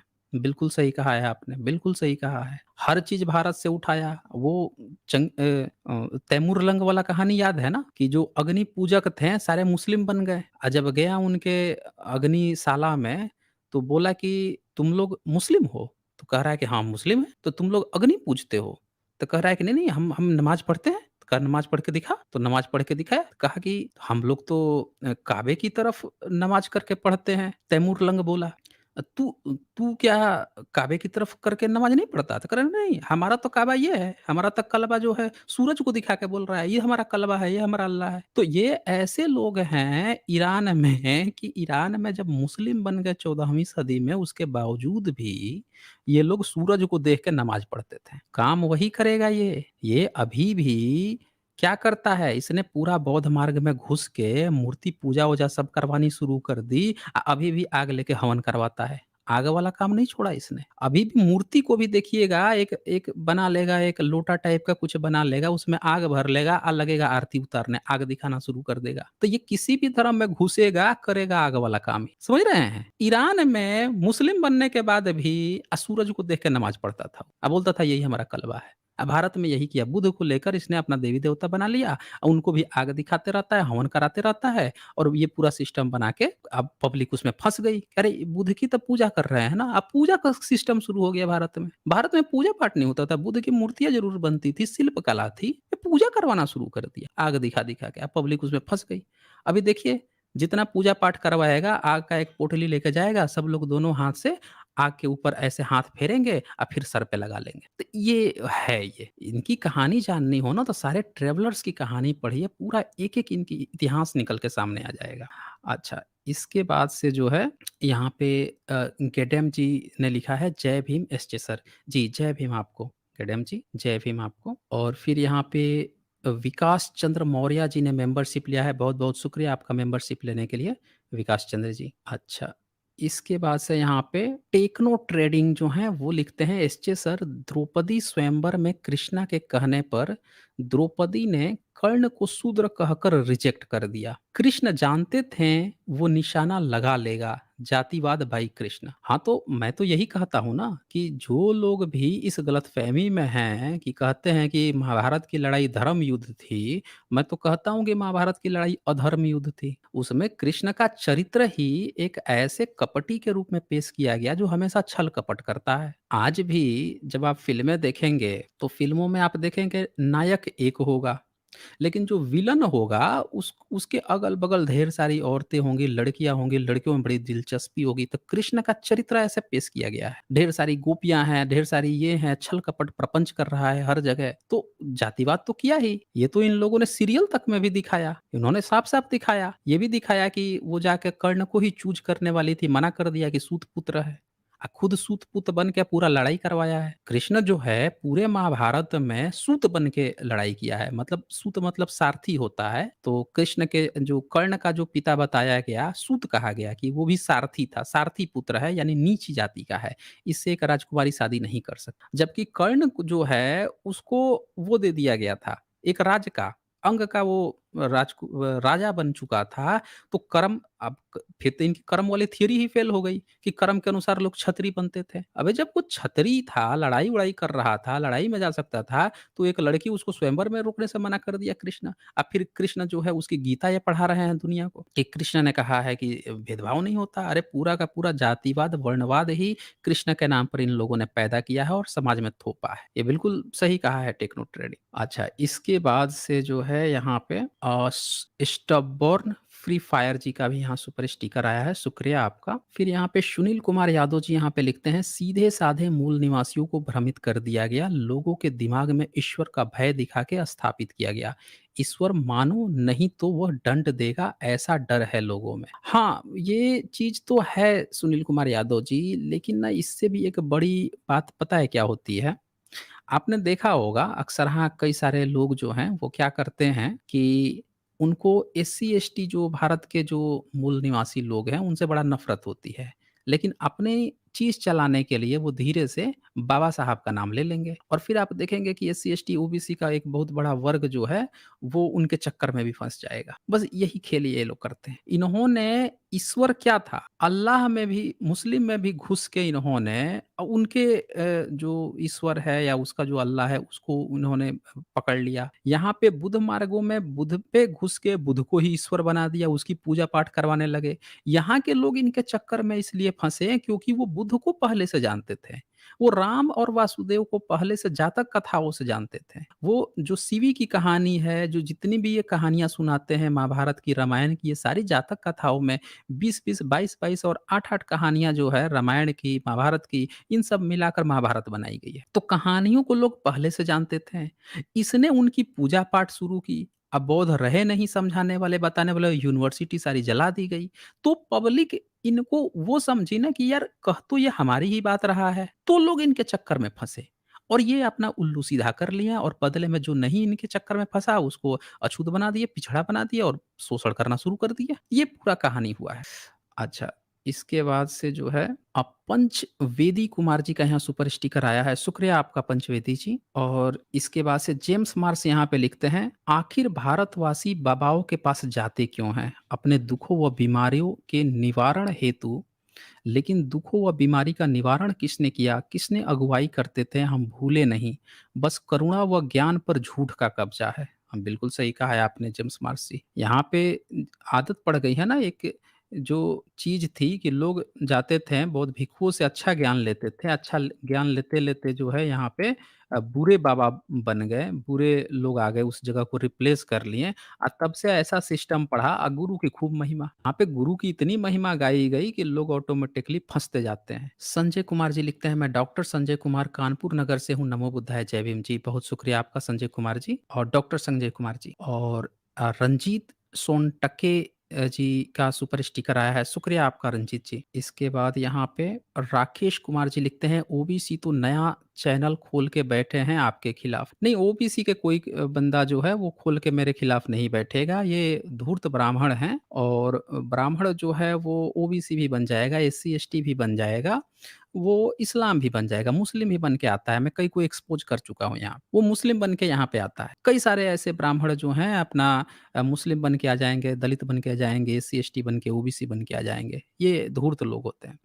अच्छा, सुमेंद्र दिवाकर जो हैं, आपका बहुत-बहुत शुक्रिया मेंबरशिप लेने के लिए। फिर इसके बाद से जय भीम महावीर गायकवाड़ जी का भी यहाँ सुपर स्टिकर आया है। शुक्रिया आपका जय भीम महावीर जी। और गोल्डी मायूर जो हैं इनका भी यहाँ पे सुपर स्टिकर आया है। शुक्रिया आपका। आशीष तम्बरनिकर जी यहाँ पे लिखते हैं, भाई जातक कहानियाँ तो पाली में थी और प्रिंसेस जब इन लोगों को धम्मलिपि पढ़ने बुलाया तो ये लोग नहीं पढ़ पाए, तो इनके ग्रंथ जातक कहानियों के पत्र कैसे? बड़ा अच्छा सवाल है आपका। इसका उत्तर मैं देता हूँ, जस्ट मुझे 30 सेकंड दीजिए। हाँ, तो हाँ, ये आपका जो प्रश्न है अ, आशीष तांबुलकर जी, आपने कहा कि भई जातक कहानियाँ जो हैं वो तो पाली में थी, पाली प्राकृत में थी और प्रिंसप तो इनको 1837 में पढ़ा।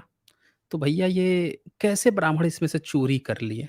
तो देखिए, कहानियाँ जो होती हैं ना, वो आम भाषा में होती है, जो लोगों की भाषा होती है उसमें होती है। तो ब्राह्मणिकल सिस्टम जो है यहाँ पे यहाँ के लोगों की आम भाषा को जानता था। तो उसने कहानियाँ आम भाषा में सुनी ना, उसने कहानियाँ आम भाषा में सुनी। जब 13वीं 14वीं सदी तक भारत में नालंदा और विक्रमशिला जो हैं वो 12वीं 13वीं सदी तक जब चलते थे और जो इंस्क्रिप्शन वगैरह पाए गए, सम्राट अशोक के जो इंस्क्रिप्शन पाए गए पाली प्राकृत में पूरे भारत में, यानी कि पूरे भारत के लोग पाली प्राकृत जानते थे। तो जितने भी लोग यहाँ पे रहे होंगे सब जानते होंगे पाली प्राकृत। तो यहाँ पे विदेश का भी कोई आएगा तो वो भी धीरे-धीरे रह के अगर यहाँ की भाषा सीख जाता है तो वो भी ये कहानी जान जाएगा। ये तो बिल्कुल कॉमन सी बात है। अब वो भले ही यहाँ की जो भाषा लिपि है उसको कंटिन्यू करे या ना करे, लेकिन अगर वो यहाँ की भाषा समझता है तो वो फिर वो इस चीज़ को जान जाएगा कि कैसे क्या कहानियाँ हैं, यहाँ के लोग क्या कहते हैं। तो यही चीज़ हुआ। ये जो लोग थे इनको पाली प्राकृत भी अच्छी तरह से आती थी। इन्होंने संस्कृत का तो सिर्फ़ ढोंग किया ना कि संस्कृत हम किसी को पढ़ने नहीं देंगे या पाली प्राकृत मिटा देंगे, ताकि पाली प्राकृत हम जानते हैं और संस्कृत हम जानते हैं तो संस्कृत अब कोई सीख ना पाए। अब पाली पाली प्राकृत मिट जाएगा तो यहाँ के सारे लोग वो हो जाएँगे, खत्म हो जाएँगे। इनको इनको जब संस्कृत ही नहीं पढ़ने देंगे तो गायब हो जाएँगे ऑलरेडी, अनपढ़ हो जाएँगे। तभी तो लोग अनपढ़ हुए हैं। भारत के लोग इसलिए थोड़े अनपढ़ हुए थे कि भारत के लोग बेवकूफ़ थे, इनको पढ़ने-लिखने नहीं आता था। अरे! सब चीज़ पढ़ाई होती थी, भारत की यूनिवर्सिटी ही बंद कर दो ना। अब भारत में इतने सारे स्कूल हैं, इतने सारे कॉलेज हैं। कभी कोई गवर्नमेंट ये फैसला ले ले कि सारे स्कूल बंद कर रहा हूँ, सारे कॉलेज बंद कर रहा हूँ, तो कर देगी बंद सारे स्कूल, कॉलेज, तो कहाँ से पढ़ाई सीखोगे आप? और फिर वो सिर्फ़ कुछ अपने गिने-चुने चीज़ चलाएगी, जहाँ अपने ही बच्चों को पढ़ाएगी, तो फिर उसी के बच्चे सीखेंगे ना। आम आदमी तो नहीं सीखेगा। तो यही चीज़ तो हुआ, यही चीज़ हुआ। यहाँ पे जब जेम्स प्रिंसेप ने लिपि जब पढ़ने को लिपि क्या ये लोग लिपि इसलिए नहीं पढ़ पाते थे क्योंकि इन्होंने लिपि जो है जब देवनागरी लिपि 10वीं 11वीं सदी से शुरू हो गई। 10वीं 11वीं सदी से देवनागरी लिपि शुरू हो गई, तो वहाँ से ये धम्म लिपि को इन लोगों ने खत्म ही कर दिया। धम्म लिपि को खत्म कर दिया और इनकी जितनी संस्कृत की किताब है उसमें पाली प्राकृत आपको मिल जाएगी। इनकी संस्कृत की जितनी किताब है, सब में पाली प्राकृत का इस्तेमाल है। पाली प्राकृत के किताब में संस्कृत का इस्तेमाल नहीं मिलेगा। इसलिए नहीं मिलेगा क्योंकि वो पहले की है। जैसे बाइबल जो है, बाइबल में आपको मुहम्मद का चरित्र नहीं मिलेगा। लेकिन कुरान में आपको ईसा का मिल जाएगा, जीसस का मिल जाएगा। क्यों मिलेगा? क्योंकि कुरान बाद का है। तो इसी तरह से संस्कृत की जितनी किताब है, सब में पाली प्राकृत के शब्दों की भरमार है। भारतनाट्यम उठाइए, 80% जो है पाली प्राकृत के शब्द मिलेंगे। गाथा शतपथी तो पूरी की पूरी ही पाली प्राकृत में है। तो इनकी इनकी जितनी किताब आप उठाएँगे, इनके वेद जो हैं उसमें प्राकृत शब्द इस्तेमाल किए गए हैं। प्राकृत का प्रभाव है इनके ऋग्वेद में, ये हाल है इन लोगों का। तो इसीलिए इनके उपनिषदों में पूरे के पूरे शब्द घुसे हुए हैं पाली प्राकृत के। यानी कि ये लोग जब अपनी चीज़ें 14वीं 15वीं सदी में जब भी लिख रहे थे, इनको पाली प्राकृत आती थी। इन्होंने सीखा था, वही भाषा ही थी। संस्कृत कोई बोलता-वोलता थोड़े था कि संस्कृत इनको आ जाती थी या इनको पाली प्राकृत ही नहीं आती थी। सब चीज़ आती थी। इन्होंने जानबूझकर पाली प्राकृत को यहाँ से गायब करवाया और लिपि जो है वो खत्म कराया। इसीलिए ये न खुद पढ़ पाए और न किसी दूसरे को पढ़ने दिए। और इसीलिए बाद में जब वो सब पढ़ लिए, जब अंग्रेज पढ़ लिए तब उनको पता चला कि यार ये तो ज़बरदस्ती इसको गायब कराया गया है। भारत के प्राचीन लोग तो सारे के सारे राजवंश तो इन्हीं लिपियों का प्रयोग करते थे। तब ब्राह्मणों को उन पर डाउट हुआ कि ये झूठ बोल रहा है।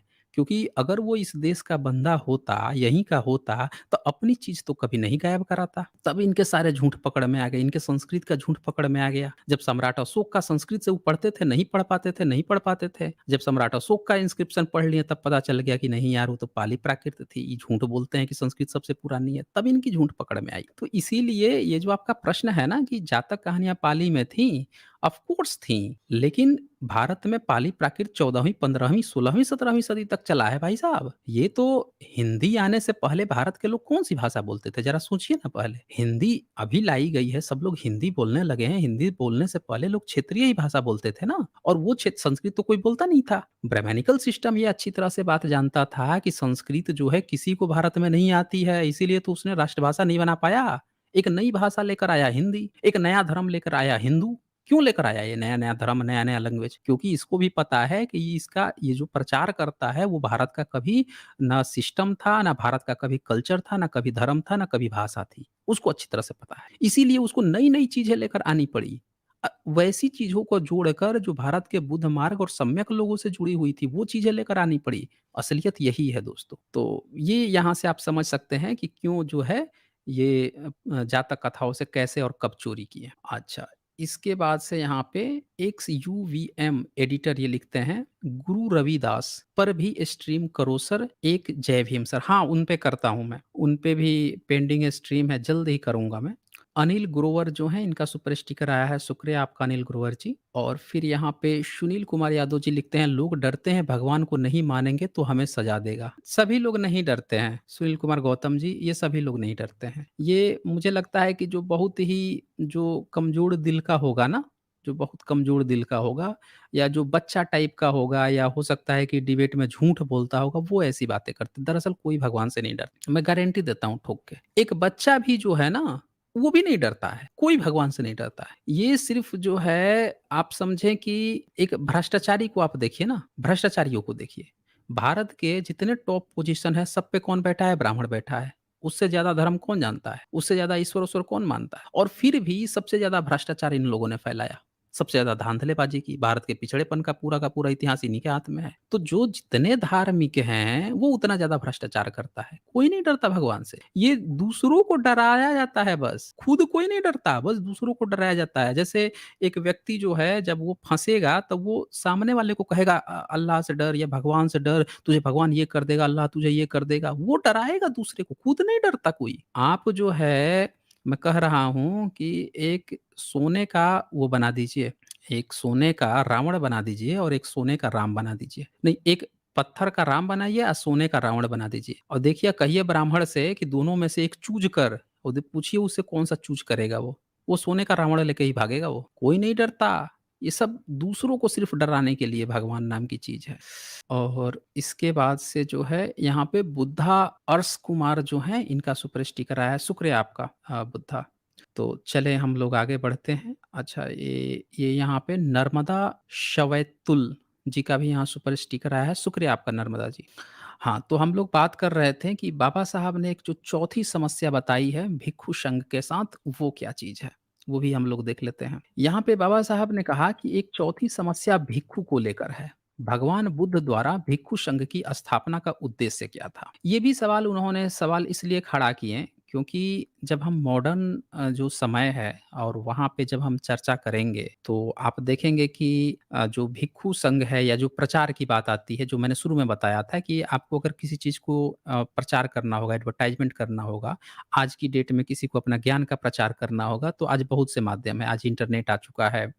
आज बहुत सारे रिसर्च पेपर आ गए हैं जो ये स्पेशली काम कर रहे हैं। आप अपने रिसर्च को उसमें छापिए, फिर वो उनको उस फ़ोरम पे डाल देंगे, फिर वहाँ से आपकी चीज़ें अन्य-अन्य प्लेटफ़ॉर्म पे जा सकती हैं या और भी कहीं जगह अप्लाई कर सकते हैं। ये पूरा एक प्लेटफ़ॉर्म बना हुआ है। बुद्ध के समय में ऐसा कोई प्लेटफ़ॉर्म नहीं। तो बाबा साहब ने यहाँ पे सवाल खड़ा किया है कि बुद्ध के जो भिक्षु संघ है, उसकी स्थापना का उद्देश्य क्या था? वो क्या कहते हैं, क्या उनका उद्देश्य एक परिपूर्ण मनुष्य का निर्माण था अथवा उनका उद्देश्य ऐसे समाज सेवकों की रचना करना था जो लोगों की सेवा में उनके मित्र, मार्गदर्शक और दार्शनिक रूप से समर्पित हों? समझिएगा इस चीज को, बाबा साहब ने बहुत अच्छा और ब्यूटीफुल सवाल खड़ा किया है। यह एक अत्यंत महत्व का प्रश्न है। इस पर बुद्ध धर्म का भविष्य निर्भर करता है।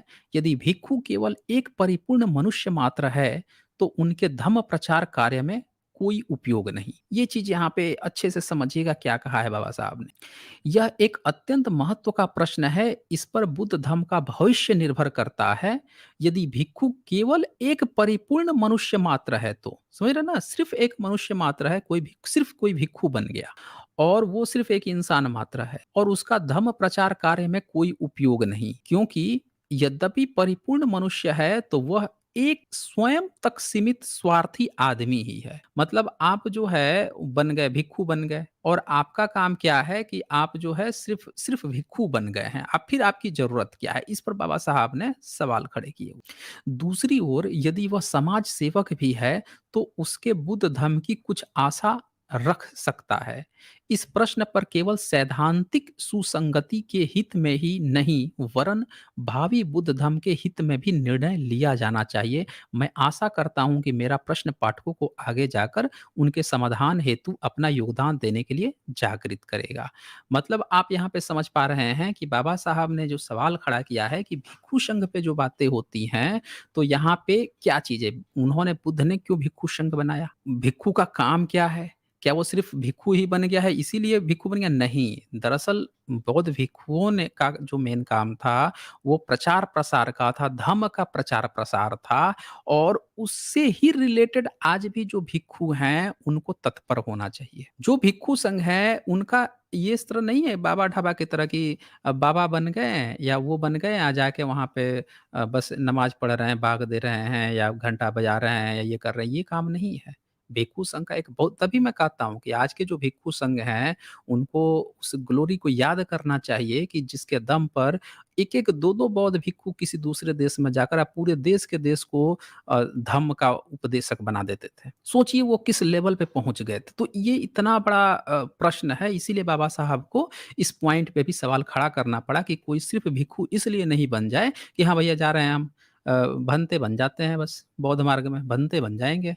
खाने-पीने का जुगाड़ कर लेंगे, बस हो जाएँगे, घर से निवृत्त हो जाएँगे। इसलिए नहीं है। उसका अपना कुछ अलग रोल है कि आपको क्या प्रचार-प्रसार करना है, क्या चीज़ें हैं, इसीलिए बाबा साहब को ये सवाल इस पे खड़ा करना पड़ा। अच्छा, इसके बाद से जो है बाबा साहब से और भी कई सारे प्रश्न पूछे जाते हैं, ठीक है ना? तो बाबा साहब ने उसका भी उत्तर दिया है। यहाँ पे एक और चीज़ लिखते हैं बाबा साहब, "एक प्रश्न मुझसे हमेशा पूछा जाता है कि मैं इतने उच्च स्तर की शिक्षा कैसे प्राप्त कर सका?" ये सवाल भी सब आप लोगों के भी मन में आता होगा कि बाबा साहब ने इतनी सारी डिग्रियाँ ली, इतने सारे जो पढ़ाई किया, ये कैसे वो कर पाए थे? तो ये लिखते हैं और दूसरा प्रश्न यह है कि मेरा झुकाव बौद्ध धम्म की ओर क्यों हुआ? ये तो सब लोग पूछते हैं। अभी तो आपने सवाल सुने ना कि बाबा साहब ने कैसे बुद्ध मार्ग में जो चीज़ें उस समय प्रचलित थी, उस पे क्वेश्चन मार्किंग कर दी, क्वेश्चन खड़ा कर दिया। आज तक कभी आपने सुना है ऐसा कि कोई बंदा इस्लाम ग्रहण कर रहा हो, कोई ईसाई बन रहा हो, कोई ब्राह्मणिकल सिस्टम में जा रहा हो और उन्हीं पे सवाल खड़ा कर रहा हो?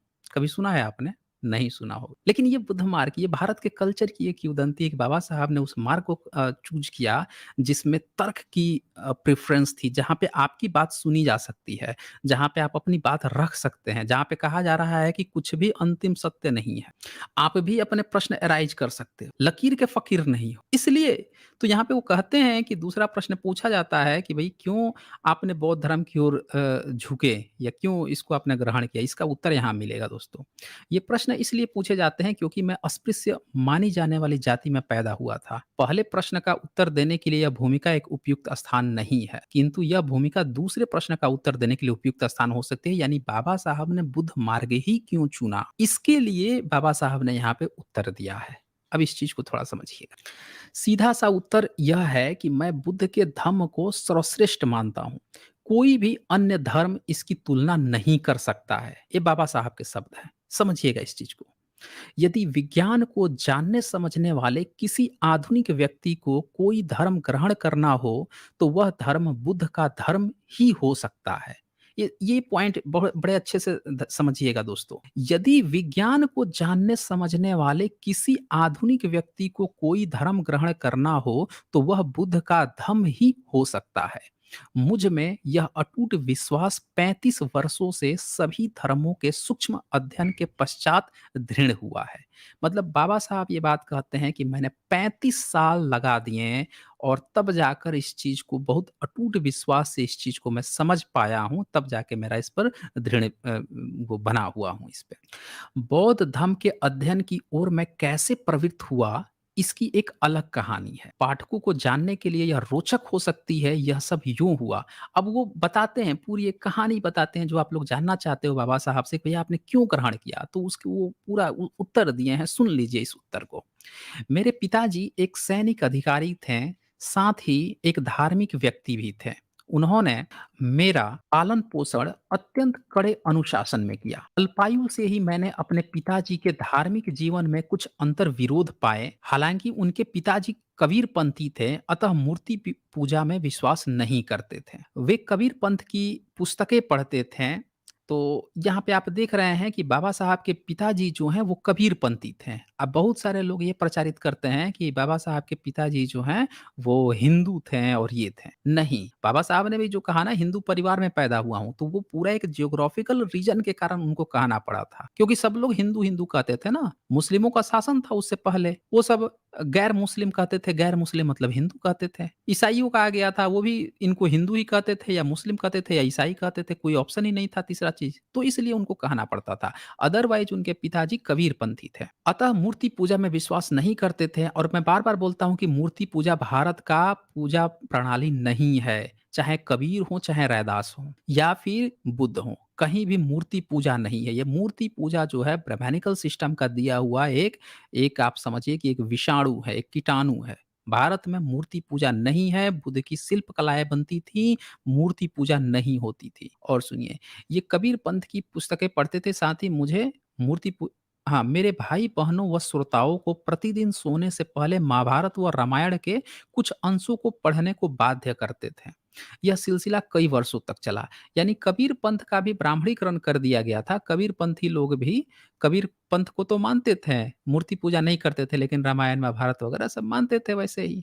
जिस वर्ष मैंने अंग्रेजी के चौथे स्टैंडर्ड की परीक्षा उत्तीर्ण की थी, तो मेरे सजातीय लोग मुझे बधाई देने के लिए उस अवसर पर एक सार्वजनिक तथा आयोजित करना चाहते थे। सार्वजनिक सभा आयोजित करना चाहते थे।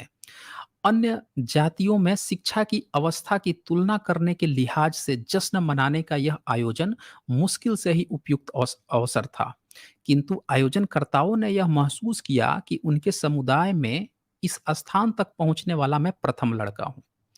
वे अनुमति लेने के लिए मेरे पिताजी के पास गए। मेरे पिताजी ने यह कहते हुए साफ इनकार कर दिया, इससे तो लड़के का दिमाग सातवें आसमान पर चढ़ जाएगा। आखिर उसने सिर्फ एक परीक्षा उत्तीर्ण करने के अलावा किया ही क्या है, जो लोग इस अवसर पर उक्त आयोजन करना चाहते थे। वे बड़े निराश हुए, किंतु उन्होंने हार नहीं मानी। वे दादा केलुष्कर के पास गए। ये देखिएगा, ध्यान से सुनिएगा, दादा केलुष्कर के पास गए, जो मेरे पिता के एक व्यक्तिगत मित्र थे, और उनके हस्तक्षेप करने की याचना की, जिस पर वह सहमत हो गए। थोड़े से बहस मुबाहसे के बाद पिताजी मान गए, सभा आयोजित की गई। तो ये चीज आप यहाँ पे देख पा रहे हैं। फिर इसमें जो है, हाँ, आयोजित की गई। अपने भाषण के अंत में दादा केलुष्कर ने सयाजीराम ओरिएंटेड श्रृंखला बड़ौदा के लिए बुद्ध के जीवन पर स्वयं द्वारा लिखी पुस्तक की एक प्रति भेंट की। मैंने बड़ी ही जिज्ञासा व रुचि से पुस्तक को पढ़ डाला और पढ़कर अत्यंत प्रभावित एवं द्रवित हुआ। मैंने यह पूछना शुरू कर दिया कि मेरे पिता हम सबको बौद्ध साहित्य से परिचित क्यों नहीं कराते हैं और हमें महाभारत और रामायण पढ़ने पर इतना जोर क्यों देते हैं, जो ब्राह्मणों तथा क्षत्रियों की महानता और शूद्र एवं अछूतों की निष्कृष्टता को प्रतिपादित करने वाले वृत्तांतों से भरे पड़े हैं। मेरे पिताजी को यह प्रश्न अच्छा नहीं लगा। ये ध्यान दीजिएगा, आज भी बहुत सारे बच्चे जो हैं ये सवाल खड़े करते हैं कि उनके माता-पिता जो हैं वो क्यों नहीं हम लोगों को बौद्ध मार्ग की शिक्षा या उनकी किताबें पढ़ने को देते हैं, क्यों रामायण, महाभारत या इस तरह की चीज़ों में ही हमें फँसाए रहते हैं। ये सेम चीज़ बाबा साहब के साथ भी हुई। तो उनके पिताजी को अच्छा नहीं लगा, ऑफ कोर्स जैसे आज के लोगों को अच्छा नहीं लगता है। आज भी बहुत सारे लोग कहते हैं कि मैं अपने पति को समझाना चाहती हूँ, नहीं समझ पाता। कोई बोलता है मैं अपने पत्नी को समझाना चाहता हूँ, वो नहीं समझ पाती, अच्छा नहीं लगता लोगों को। कारण हमने जो हमारी जो टॉलरेंस की प्रणाली थी ना, बुद्ध की जो शिक्षा थी, सबकी सुनो, सारी बातों को सुनो, समझो, वो प्रणाली भारत से खत्म कर दी। ब्राह्मणिकल सिस्टम का या भारत में आज जितने भी एग्जिस्टिंग जो धर्म, संप्रदाय, मत, पंथ हैं, उन्होंने एक ही चीज़ तो सिखाई है भारत के लोगों को, टॉलरेंस मत सीखना। तभी तो दंगे-फसाद हो रहे हैं ना, तभी दंगे-फसाद हो रहे हैं। टॉलरेंस करना, दूसरों की बातें सुनना बिल्कुल ही खत्म कर दिया यहाँ के सिस्टम के लोगों ने। यही कारण है कि लोग नहीं समझ पाते। अच्छा, तो हाँ, उन्होंने सिर्फ़ इतना ही कहा, तुम्हें वैसा ही करना चाहिए जैसा तुम्हें कहा जाए। मेरे पिता एक रोमन पैट्रियार्क अर्थात पितृसत्तात्मक स्वभाव के व्यक्ति थे। उन्होंने अपने बच्चों पर अत्यंत कड़ा एवं अनियंत्रित अनुशासन इस्तेमाल करते थे। उनसे थोड़ा स्वतंत्रता पूर्वक व्यवहार सिर्फ़ मैं ही कर सकता था, और वह भी इस कारण कि मेरी माँ मुझे बचपन में ही बुआ जी की देखभाल में छोड़कर चल बसी थी। इसीलिए कुछ समय बाद मैं वही प्रश्न दोबारा पूछ डाला। जाहिर है कि इस बार उत्तर देने के लिए पिताजी स्वयं को तैयार कर चुके थे। उन्होंने कहा, मैं तुम्हें महाभारत और रामायण पढ़ने के लिए जो कहता हूँ, इसका कारण यह है कि हम अस्पृश्य जाति से ताल्लुक रखते हैं और संभव है कि तुम्हारे अंदर हीन भावना पनप जाए। जो कि स्वाभाविक है। महाभारत और रामायण पढ़ने का महत्व इस हीन भावना को दूर करने में निहित है। द्रोण और कर्ण पर नजर डालो, वे छोटे व्यक्ति थे, किंतु वे इतनी ऊंचाइयों तक पहुंचे। वाल्मीकि को देखो, वह कोली थे। देखिए यहाँ पे ये बात आ रही है कि वाल्मीकि जो है वो, उनको कोली समझा जाता था किस समय तक, जब वो बाबा साहब के समय तक। आज का जो भंगी समुदाय है उनको बता दिया गया है कि भई आप जो हैं आप वाल्मीकि समाज हैं। देखिए ये चेंज ट्रेडिशन देखिए पिछले ही कुछ सालों में 100 150 सालों के अंदर कितना चेंज किया गया है। तो उनके समय में बताया गया था कि वो कोली थे, हालाँकि वो कोली नहीं थे, उस समय भी झूठा ही बोला गया था, लेकिन इनको क्या बताया गया कि वो कोली थे, किंतु वह रामायण के रचयिता बने। यही हीन भावना दूर करने के लिए मैं तुम्हें महाभारत और रामायण पढ़ने को कहता हूँ। रामायण महाभारत पढ़ने से हीन भावना कभी दूर नहीं होनी थी, ठीक है ना? लेकिन ऐसा उस समय प्रचार कर दिया गया था कि भई धर्म में, आज के लोग एससी, एसटी, ओबीसी से लोग पूछ रहे हैं ना कि भई धर्म में क्यों फँस रहा है? दरअसल बाबा साहब के जो पिताजी जो बात कह रहे हैं ना, वही चीज़ वो लोग आज भी समझ रहे हैं। ये सोच रहे हैं कि जितना हम धर्म कर्म में फँसेंगे, जितना उसमें फँसेंगे ना, जितना उसमें हम धार्मिक काम करेंगे, उतना ही लोग हमारी हीन भावना को त्याग के हमको अच्छा समझने लगेंगे। अरे कौन अच्छा समझने लगेगा? किससे आप सोच रहे हो? क्षत्रिय से या ब्राह्मण से? उससे आप एक्सपेक्टेशन रख रहे हो कि आप रामायण महाभारत पढ़ने लगोगे तो वो आपको अच्छा समझने लगेगा। तो ये भावना ही जो बात थी वो बाबा साहब के पिताजी में थी, और वो यही बात बाबा साहब को बताते हैं। यहाँ से वो उत्तर भी आप लोगों को मिल पा रहा है कि जो लोग ये कहते हैं कि आज की एससी, एसटी, ओबीसी क्यों धर्म में फँसते जा रहा है या फँसा हुआ है। ये सेम चीज़ जो है, जो भावना यहाँ पे आप समझ रहे हैं, वही भावना की बात हो रही है। तो अब हाँ, तो मैं समझ हो सकता था कि मेरे पिताजी के तर्क में कुछ वजन है, किंतु मैं संतुष्ट नहीं हुआ। मैंने पिताजी को बताया कि महाभारत में वर्णित किसी भी चरित्र या व्यक्ति को मैं पसंद नहीं करता हूँ। मैंने कहा, मैं न तो भीष्म को पसंद करता हूँ न द्रोण को। मैं कृष्ण को भी पसंद नहीं करता। भीष्म और द्रोण पाखंडित हैं। वे कहते कुछ थे और करते कुछ और। कृष्ण का तो विश्वास ही धोखाधड़ी में था। मेरी उतनी ही नापसंदगी राम के लिए है। शूर्पणखा प्रसंग में, बाली सुग्रीव प्रसंग में तथा सीता के प्रति किए गए उसके पशुवत व्यवहार के संदर्भ में उनके आचरण का परीक्षण कीजिए। पिताजी खामोश थे, उन्होंने कोई उत्तर नहीं दिया। वे समझ गए कि विद्रोह भड़क चुका है। तो ये बात जो है इन्होंने यहाँ पे कही। फिर ये आगे कहते हैं, और इस प्रकार मैं दादा केलुष्कर द्वारा दी गई पुस्तक की सहायता से बुद्ध की ओर मुड़ा।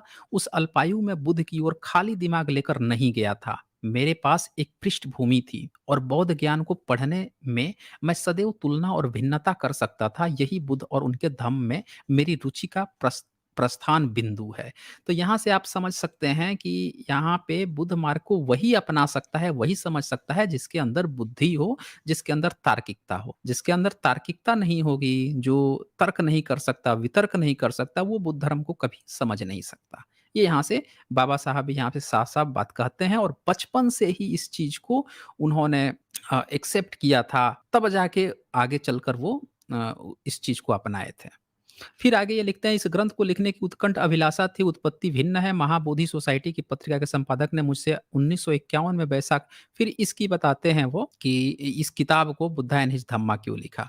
अच्छा, चलें इसके बाद से यहाँ पे कुछ सुपर चैट्स आए हैं, उनको एक-एक करके देख लेते हैं। यहाँ पे बुद्धा अर्श कुमार जी का सुपर स्टिकर था, शुक्रिया आपका। और कपिल कुमार जी का यहाँ सुपर स्टिकर आया था, आपका भी शुक्रिया। यहाँ पे पेसमेकर जी ने लिखा था, एसजे सर कभी अद्वैता वेदांता के ऊपर डिबेट कीजिए, विवेकानंदा भी इसको प्रचार करता था। हाँ, इस पर तो मैंने बहुत सी स्ट्रीम कर रखी है। पेसमेकर जी, इस पर आप एसजेएल 37, एसजेएल 44 और इसके अलावा और भी कई सारी स्ट्रीम की है। मैंने साइंस जर्नी पे जब इसने आचार्य प्रशांत ने जब स्ट्राइक मारा था, तो फिर एसजेएल 11, एसजेएल 12 ये भी स्ट्रीम आप देख सकते हैं। साइंस जर्नी पे, वहाँ पे भी मैंने स्ट्रीम कर रखी है इस पे। आगे भी करूँगा मैं। फिर आप एसजेएल 70, एसजेएल 71 और भी कई सारी स्ट्रीम की है मैंने पूरा वेदांत का। अब तो प्लेलिस्ट बना दूँगा पूरा। जिनको भी वेदांत पे चाहिए पूरा मटेरियल मिलेगा। इनकी पूरी खाल खींची गई है अच्छी तरह से। अच्छा, यहाँ पे राम भाई जो हैं, उनका यहाँ पे ये लिखते हैं, जय जय भीम। मैंने सब भगवानों को अपना घर से निकाल दिया, मुझे तो कुछ नहीं हुआ। हाँ, बिल्कुल सही कहा है राम भाई जी, कुछ नहीं होगा ना। जब झूठ की दीवार पहाड़ खड़ी की गई है, तो कहाँ से होगा? फिर यहाँ पे विश्वा टांडी जी का सुपर स्टिकर है, शुक्रिया आपका विश्वा जी। और यहाँ पे कैलाश चंद जी का भी सुपर स्टिकर आया है, आपका भी बहुत शुक्रिया। यहाँ पे संजीव कोरी जी का भी सुपर स्टिकर है, आपका भी शुक्रिया। और यहाँ पे दीनू जी का भी यहाँ सुपर स्टिकर आया है, आपका भी शुक्रिया। नेचुरल वर्ल्ड जी को भी बहुत शुक्रिया, ये लिखते हैं आदरणीय सर जी जय भीम नमो बुद्धाय जी, आपको भी जय भीम नमो बुद्धाय। फिर यहाँ पे आरएस लिखते हैं सर वेदांत वियतनाम माइशन सेंचुरी का हिस्ट्री क्या है? अच्छा ये तो मुझे देखना पड़ेगा आरएस जी, ठीक है ना? क्योंकि अभी बाहर के जो फ़ॉरेन में जो चीज़ें आ रही हैं, उन पे जब मैं काम करूँगा या जब ये स्ट्रीम लेकर आऊँगा, तो फिर मैं इस पर डिटेल्स में आप लोगों से बातें शेयर करूँगा।